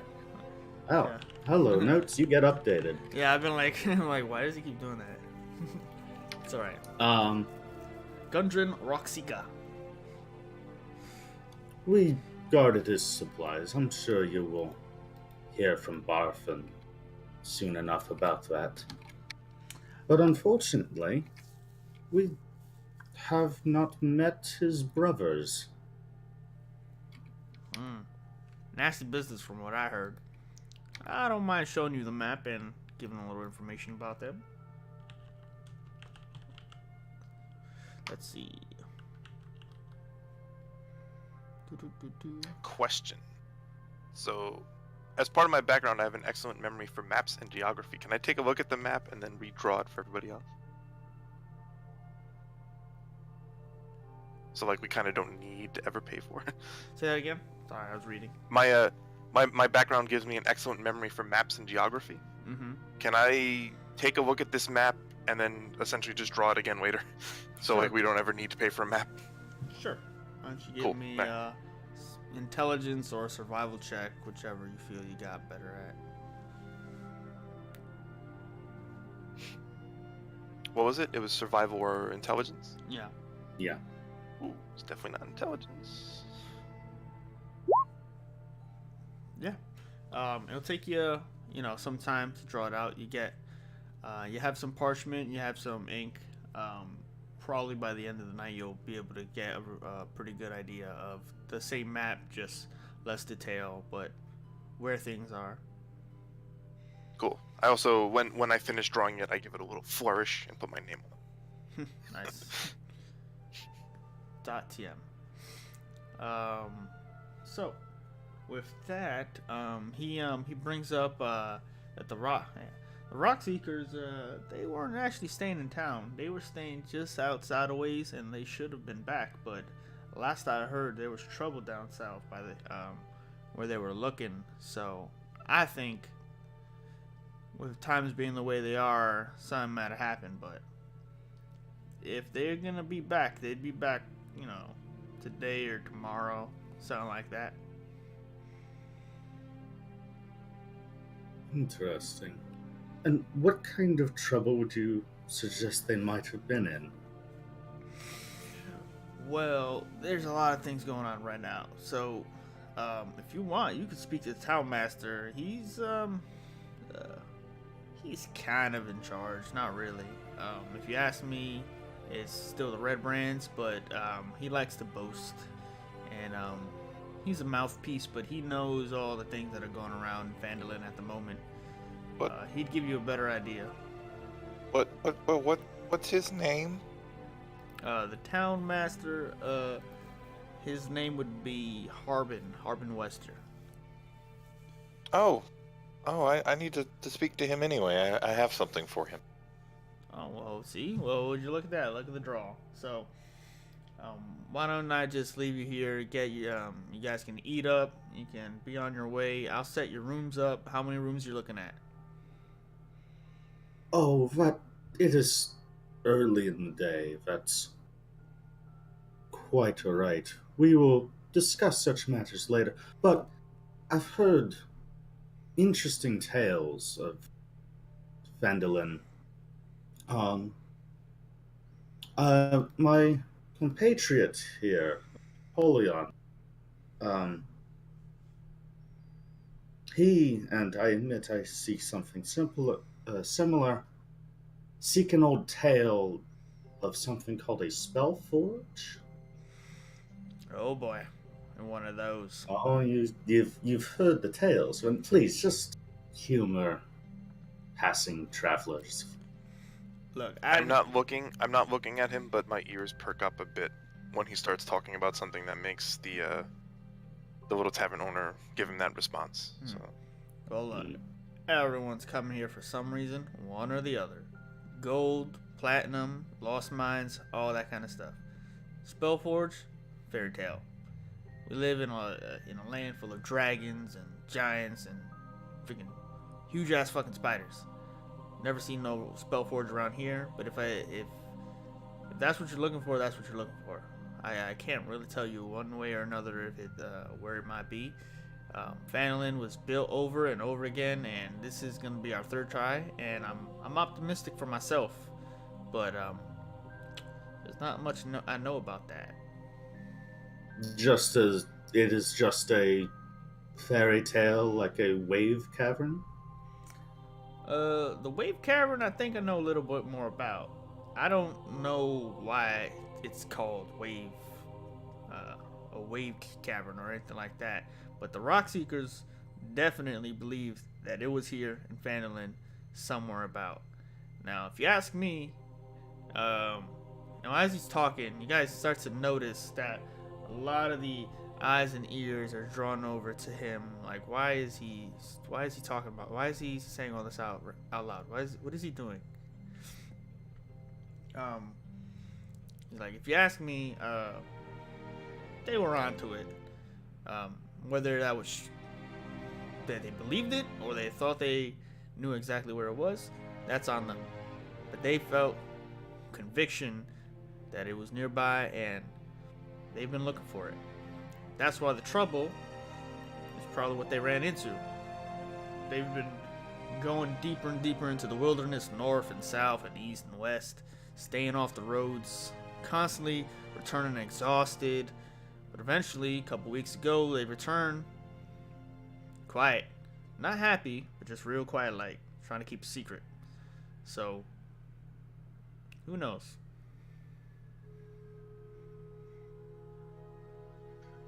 I'm sorry. So, like, other people that were just sitting in the place with us, they have this like look on them, like they know where it is, or more like, why is he giving newcomers so much information for free, or why is he talking about stuff in general that maybe he shouldn't be talking about? And these are all people. These are all locals, right? Like they're Yeah. not newcomers like us. Yeah, they live in Phandalin. So maybe we should question one.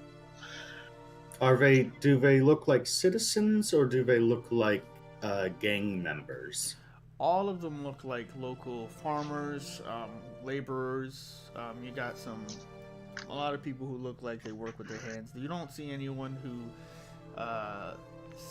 fits the bill of these red brands you've heard about or gang members. Mm-hmm. Anybody have high intimidation? Maybe you can question somebody? I'm at a 4. I think you should do it, Apollyon. Who would Think, you like me to think intimidate? about this for 1 second. Do you really want to come off as the evil wizard in this town of farmers and miners and like craftsmen? They're going to think we're part of that gang, and then they are going to kill us. So how about this? I noticed. You need tact. What So you how about need- this? You don't need intimidation. What you need is to buy people. Okay, so Become I their have friend. persuasion, They'll tell you things. deception, persuasion. Maybe I could persuade somebody to give me more information. Okay. You wanna go meet one of the other townspeople? Yeah, let me go ahead and do that. I speak up in Elvish. Do you really think that these local farmers are going to trust a drow? Damn it, you're right. Are there any halflings or dwarves in the establishment?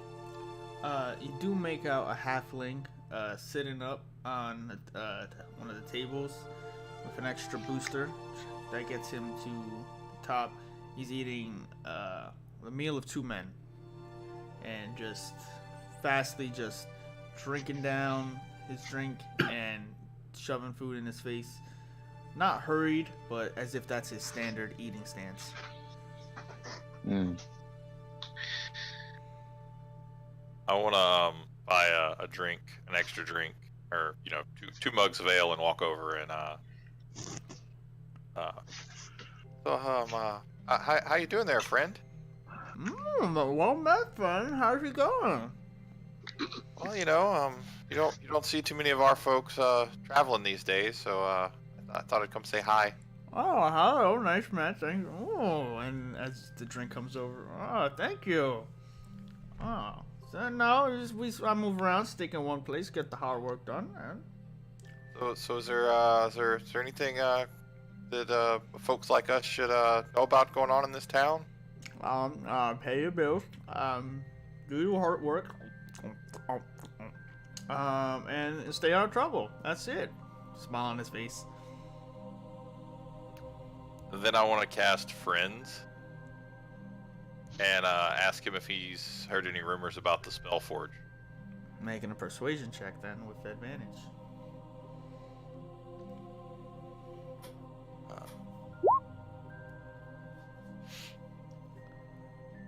Friend, why don't I put this drink down and just give you my full undivided attention? Why don't I do that?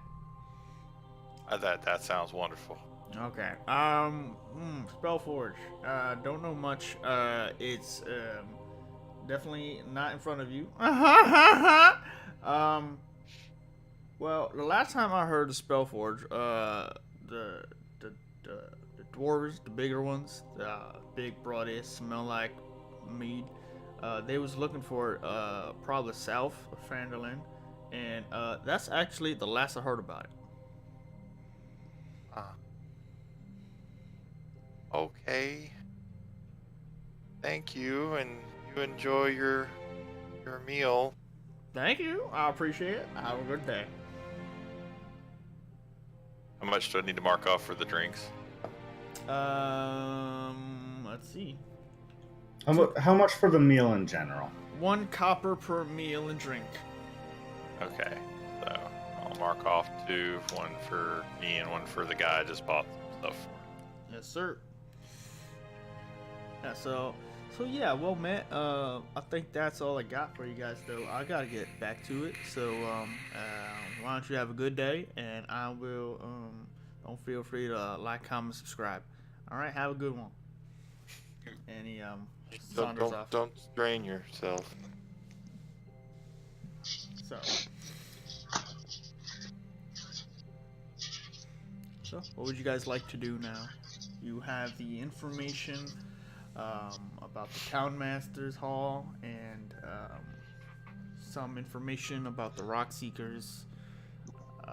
How long is it gonna take Hazin to draw out that map? About a day. The rest of the rest of this day.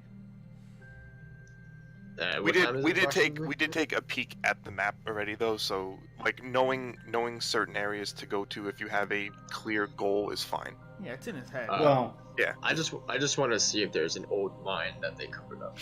yeah, no. There's the question is, how did the landscape look 100 years ago or 200 years ago, however old the map is? Yeah. Compared to now? Compared to now, what did they used to call things? So, did they note a wave cave? Did they note something similar of interest? Did they happen to mention a castle? As of this nature. It doesn't have information about the cave, but it does have landmarks to the north west of Phandalin about what was probably it was originally drawn up as could be considered a keep or a fortress or a ruins tower of some sort. It didn't have a name on it. It was just marked on the map. So that was northwest of Phandalin, about a few days into the forest. So back where we were. You said That would be no. said Yours would be. you said you were looking. Go ahead.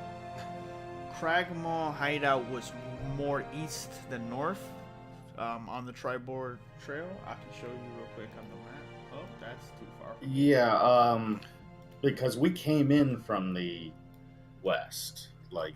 So, you guys see Cragmaw hideout to the west of you. A little north. The area on the map that looked like there was this sort of structure was much more far north. North up here. Okay. Northwestish, but still more north than west. So, as for where the Wave Echo Cave could be, you do get the idea looking at the geography of the map. South or east are your best bets. You have the Sword Mountains that encompass that. I'll give you some.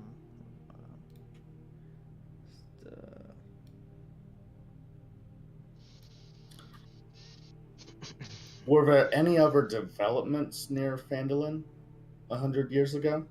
Other towns or? Yes. You know of the town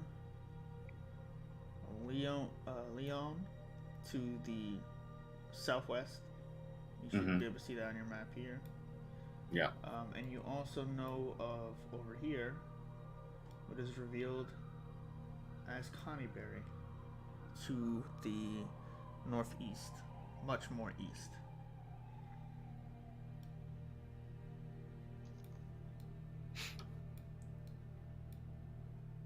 So you should have some more visuals. You got Leon, you have Conberry, and you have this quick question. Structure drawn up. Yes. What is your carry weight if you have negative strength? It's still, it's 15 times your strength total. So. Oh, if so you it's have- not the modifier; it's the actual. Yeah, otherwise you're Okay. carrying 15 pounds. You know. Yeah, like That's because not in essence, I would be negative something. Like I have to literally carry negative things. Yeah. Okay.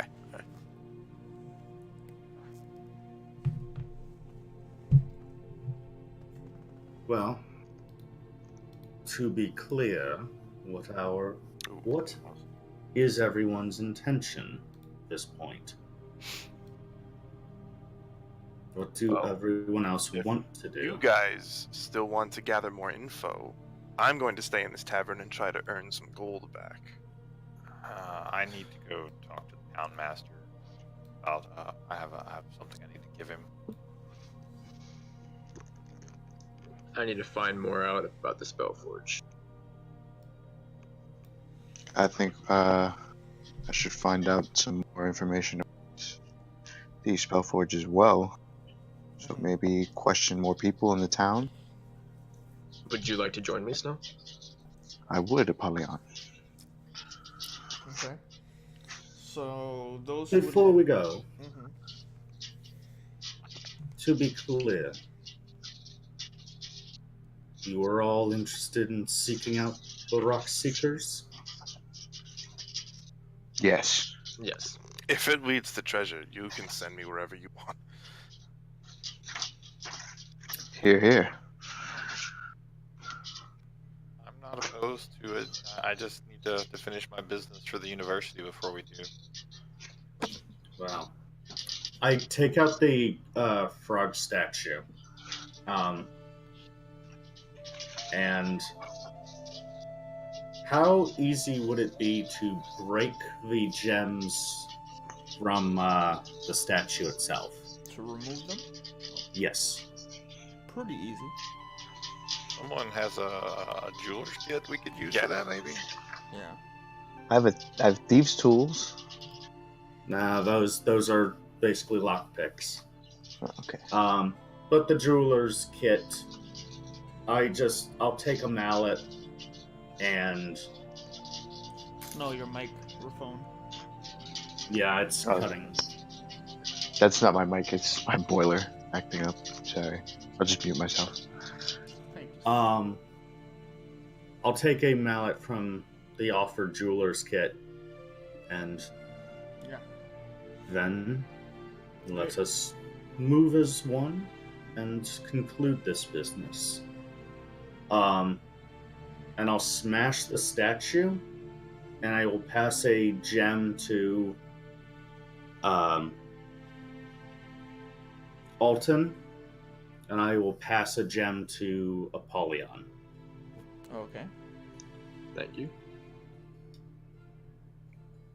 What do you two need gems for? You're in the presence of spellcasters. But Spellcast. more importantly, it is an old symbol. We are splitting right now to deal with two sides of the issue, but the gems are the same. We are all united in this. Let us hope for success. Wonderful sentiment. Still feels like a waste of gemstone. But, beside the point. So I'm going to stay here until you all are ready to leave. I am going to earn me some gold. I will assist you backing guitar. Then it shall be done. Okay. Do you want me to do a performance check? Or... Sure.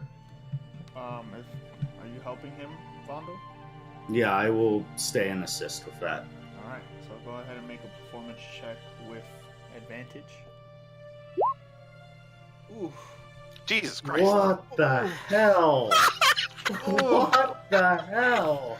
Jesus Christ. So did I just break my loot? No, we make such an Oh. awful sound. They just don't get rock and roll. Oh. So, You guys Let's cut back to us. you Let's just find out what happens to us I later. know, but Let's I want to take leave. the I rest want of the to. group. I want to Oh leave. my It's God. literally they're gonna come back from Alton's business and they're just throwing us out of the tavern. I want you all to leave with the image of confidence from Hassan and Vando as they kind of learn about both of their musical prowesses and like, you know what, why not? We could do it, you know, and that kind of sense of bonding it's fresh in your mind as they're both pretty optimistic of what they can do. And then you leave. At the Town Master's Hall.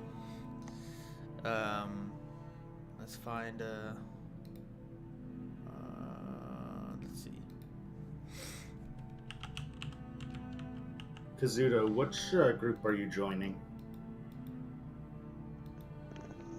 To get more gold.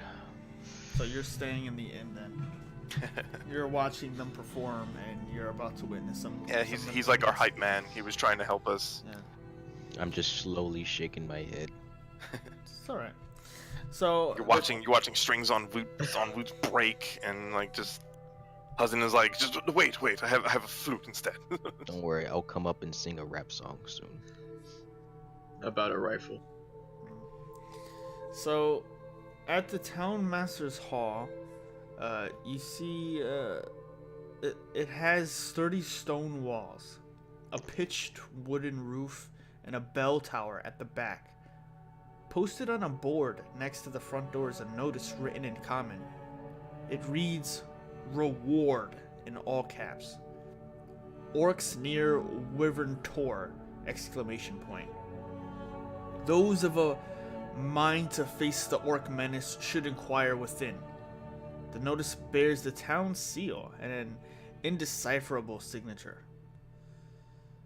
As you've learned, Phandalin has no functioning government, but the townsfolk elect someone to serve as town master. This ends up happening about each year. This town master serves as a judge in minor disputes and keeps any records that need to be kept. The current town master is a male human banker named Harbin Wester. When you knock and enter the premise, you see coming out already a fat, pompous man who looks just gluttonous with his smile, looking at you in these nice clothes of yellow and a green vest within, and he seems perturbed that he doesn't know who you are for a moment. Straightens himself, combs back what little hair he has, looks at you all, and welcomes you. "Hello, good friends, and welcome. I've not seen you before."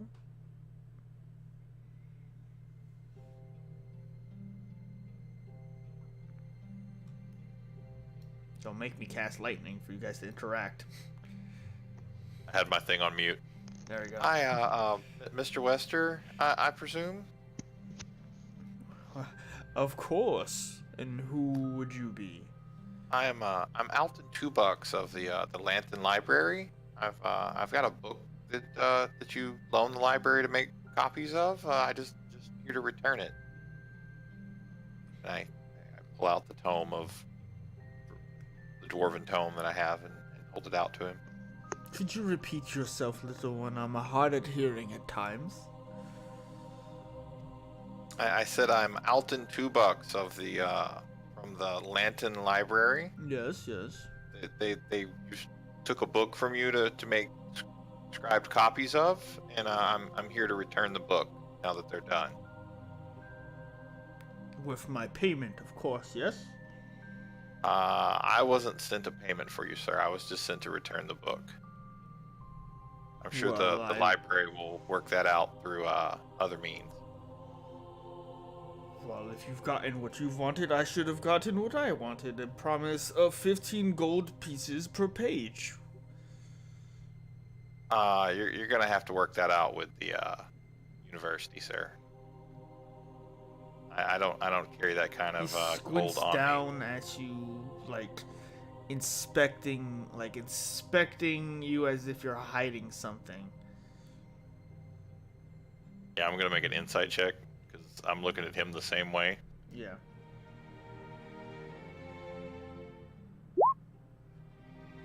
He seems to be pretty honest about his accusation, but after he leans in real close to you, you can see his face is glistening with sweat. He reels back, stands straight up again. Big, very wide figure.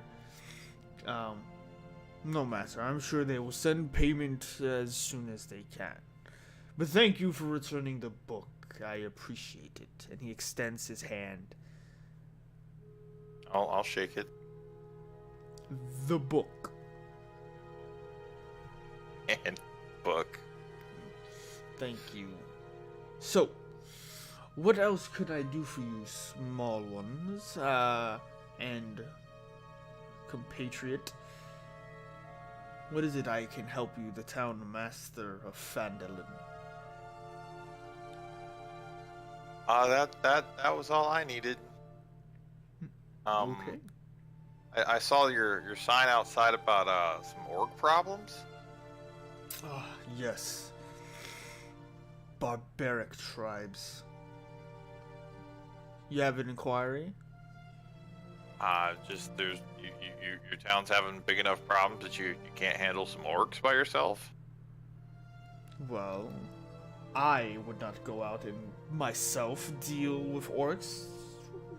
I am the town master, not a warrior. However, I am looking for someone to head east on the Tribord Trail, where travelers have already reported the trouble with these orcs near Riventor. I offer 100 gold pieces to any group that can take care of the problem. That's a pretty good price. I'll have to see if I can handle that for you. Just turn around and walk away. He chuckles a little bit. Farewell and enjoy the labors and fruits of Phandalin, small one. He closes the door behind him, leads out with you, locks up, dusts his what he deems as very fashionable attire, and walks into town, smiling and waving about at nearby people.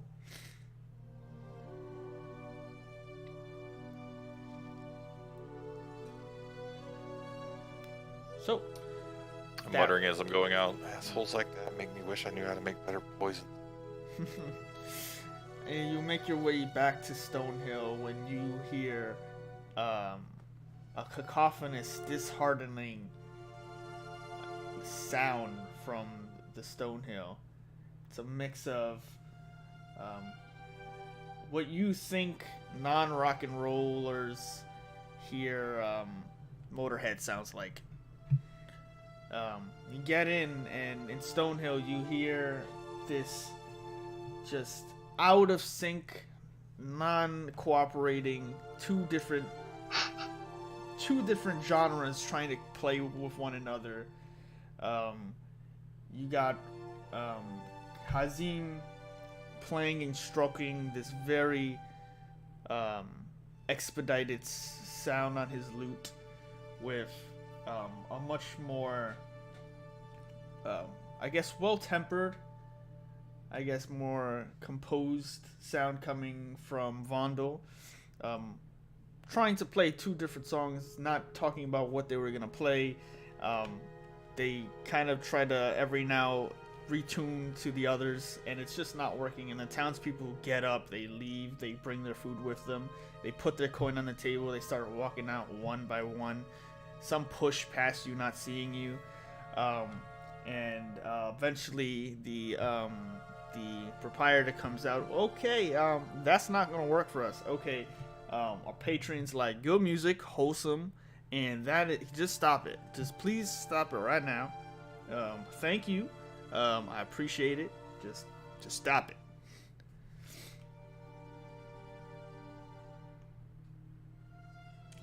Before we stop, I shred one more time on the loot.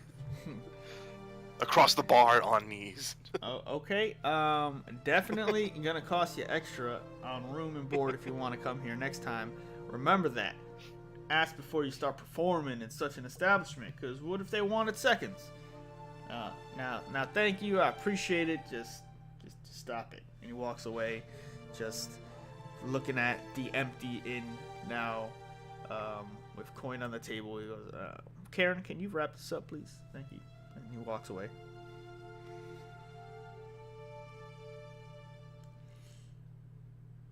So, with that, you guys have, we won't RP this. What is your task? Wait, hold on. Apollyon and Snow, you guys were gonna question townsfolk? Yeah. Yes. Alright. They Yeah. elect me better, or we have to burn this town in shame. Yeah. So, why don't you, I cast Earth Tremor in the inn. why don't, one of you make an investigation check with advantage? One of you pick who's gonna roll, and that person can roll with advantage. Hang on, give me 1 sec. You said, I'm sorry, could you repeat yourself? Persuasion check, you said? Investigation. Investigation, okay. I'm at a 2. Yeah, I'm at a 1, so you go ahead and... You Alright. said advantage? Yes, sir. I can't wait to fail it. Oh. Okay. Dude, you had advantage, bro. Holy shit. Oh, wow. Natural 20. Alright. So, you have Snow kind of talking. Yes, 15 gold per page. Sorry I didn't see that comment. Yeah, man. Preposterous. But, shit happens. Thanks for It's joining. illuminated parchment. It's special, I swear. He swears, each copy 15 gold, Jesus. But welcome to the stream, and as Snow, you're trying to distinguish which person is going to give you the right information. You see townsfolk carrying about their business, moving bundles of cloth. Bundles of firewood. You see people bringing clothes to be washed and dried towards the well. You see people heading to their farms, and every time you go to interact with someone, it seems a bit difficult. You start to approach them, they look at you with this kind of confusion and weariness. Apollyon, however, you notice that one of the same people who was in the Stonehill Inn, who listened in on your conversation, started to have this sort of look about him as if he knew as much as you guys were trying to figure out. He kind of knew some of the answers. And when he left the Stonehill Inn after the poor performance from Hazim and Vandal, he starts to make his way past the Shrine of Luck towards the town green, where children are walking and talking, and it's a perfect opportunity to just get him alone and speak to him. Strike up a conversation, and he seems reluctant, but looking around, he seems to be open at the fact that there are no red brands nearby. So he doesn't hide any of his insight. You ask him simply what he knows about the Spellforge, and he brings up some very important information about the Rock Seekers. The Rock Seekers were looking for the Spellforge and asked the same thing of the proprietor of the Stonehill Inn if they had a map. And after giving up the map for a little bit, they seemed to have an idea.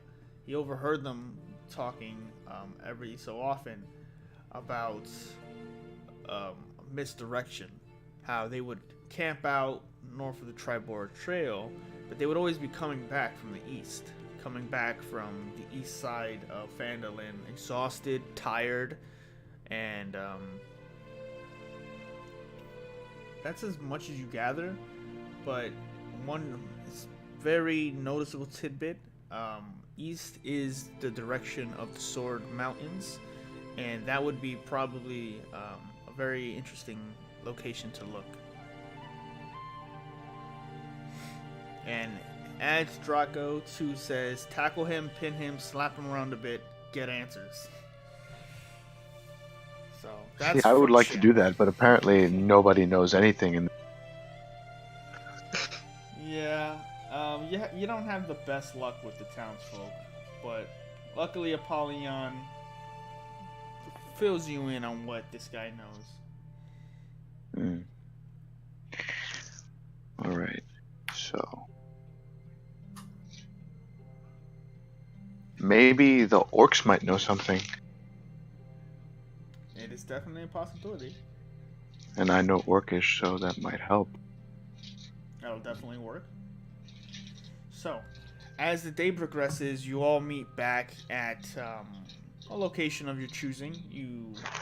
What do you guys think is the best place for you guys to discuss how to best move forward as a group?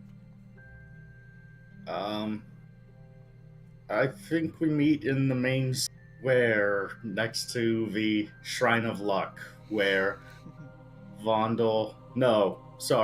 where I, Patrick, am spending Vondel's money on the Shrine of Luck. For please, don't ruin this guy with these dice rolls. I'll be back in 1 second. Sorry. And Someone's ringing my- I'm in the town green, retuning my loot, looking at Vandal pray, just going like,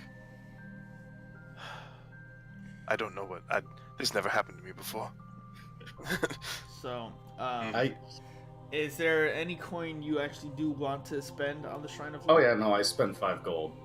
All right, do me a favor and roll a d20.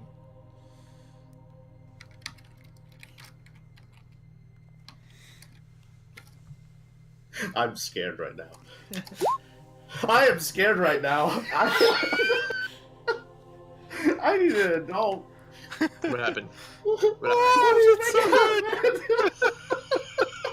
I want you to remember this moment, Patrick. God, man. Wait, what did he roll for? I just got back. Where? You rolled a natural one At the Yeah, Shrine of before- Luck. at the Shrine of Luck. Oh. Please, mercy, let it end. Vondel, as you place your there's very little there's this stone table in front of the Shrine of Luck before you actually get to the interior. It's outside in front of it. It's a place where people put offerings of food and clothing for the priests. So it is a place to offer. Not many people are invited into the Shrine of Luck, but people who are invited after an offering end up getting to see the interior. You go to this platform, this kind of stone table, and you place your wishes. Yeah, chat said AG Draco 2 says Timora is disgusted with you. Crit fail. So Yeah. you place your 5 gold coins on the altar. Probably the most anyone has ever put on this altar. And as you close your eyes for a moment and think of what you're asking for, even an inkling of luck, you open your eyes and you see by the door to the Temple of Timora, you see this elderly priestess in a blue gown look towards you, and you see a wide-eyed woman who looks at you and just starts nodding her head back and forth and does not stop for about 30 seconds, and just whispers in a not a very audible, but you see it in her face. She just says, "What have you done?"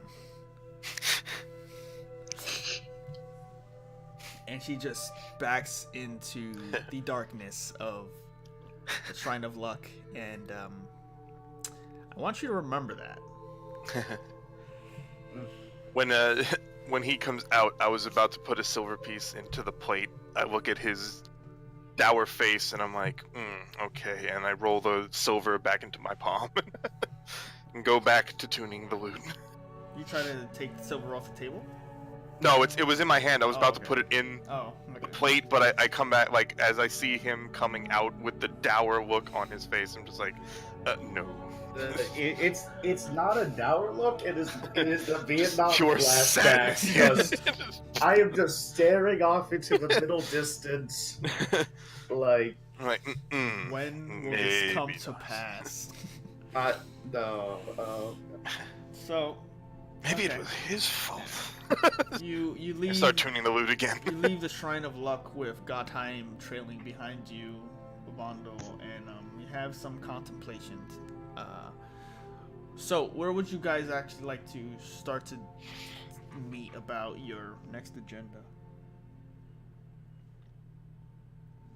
Yeah, the town green. What is the sleeping giant? The sleeping giant is.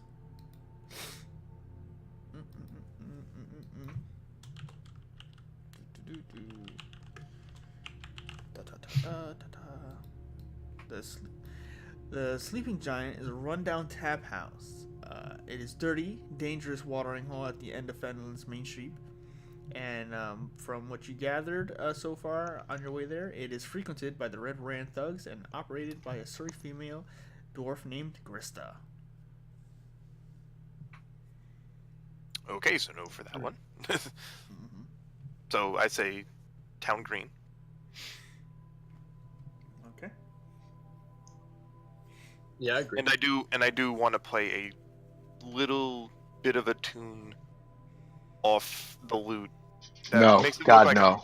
It looks like I'm pretending to tune it while I'm kind of trying to drown out our conversation. Yeah. Snow just puts his hand out and is like, no.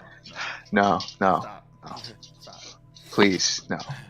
You were not there, Drow. Don't start with me. I heard it. He knows. Everyone in Phandalin will talk 1,000 years about the time this Eastern traveler came and just with I'm 30 sorry, none of you understand the shredding of the desert. I'm just gonna, Apollo, I'm just gonna look at you, put the hood of my robe up, and just turn my back to you. Oh, is that how it's going to be? Next time someone needs a little inspiration, maybe I'll remember that. So, you guys are conversing at the town green, where the children normally play. They've moved on outside, much further, heading towards the streams to the north, past Eder Math Orchard, and you guys have this area to yourselves. So, what would you guys like to do? What are you guys trying to plan for the next session?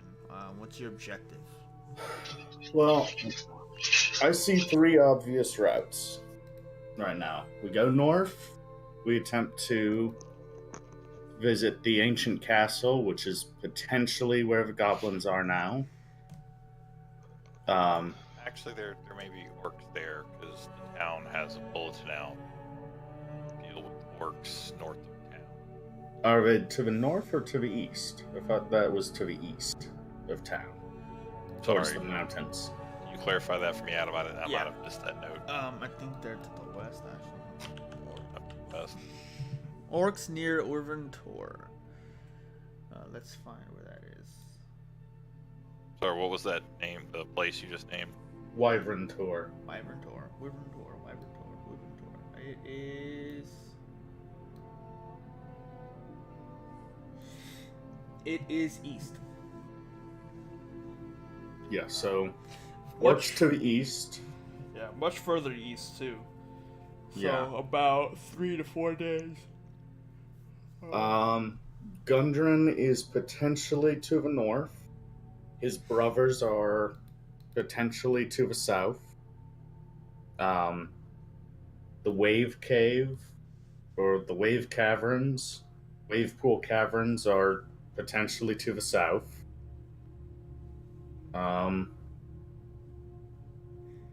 The question is, who do we prioritize? Which is currently the closest one to us? North?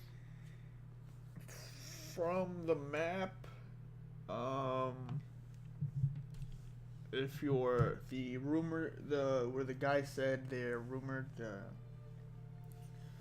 where the brothers were coming from, what Apollyon learned, to the east, he pointed out the first mountain by this that is of the Sword Mountains, the first mountain to the east, past the lowlands. That would be around here, this X. I can't tell. I have a black screen. Oh, never mind. It was too far up.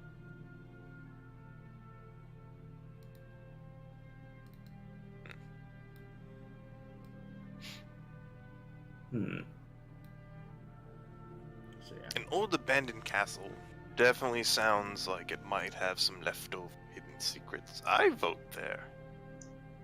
Sorry, you got north, east, A or castle. east. I'm in. My priority is going to stay with the Stealth Spellforge, but I will come along with you to the castle. If that is what you wish. Kazuto, what do you vote for? I mean, the castle seems fun. Seems interesting. Seems like there could be things in there. If we survive, that could be useful. And it is a stretch still. That's probably our best bet for actually finding Gundren himself, which was our priority. We don't know the brothers. Also, Gundren probably has some sway here. It might be better if we get a little bit more on our side.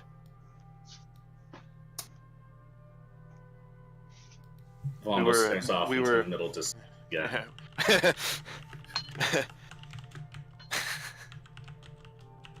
I grab him by the shoulder and I also stare off longingly into the distance with him because I know the pain.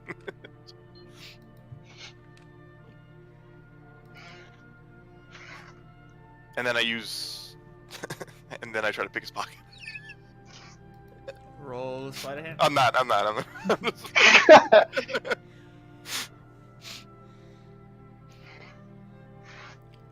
Well, I think the majority vote for the castle, so castle it is. Where am I in position to Polyon? Mm-hmm. Can I try to pick his pocket with Mage Hand? Yeah. Fucking show Good you. luck. Alright, take my sand. Go for it. Pockets. oh god, we still have the pocket sand, don't we? I might have the fucking pockets. Well, that's sleight of hand. Fuck. Well, Yes. actually, Damn no, it. that was me. Yeah. I was just seeing if I saw it.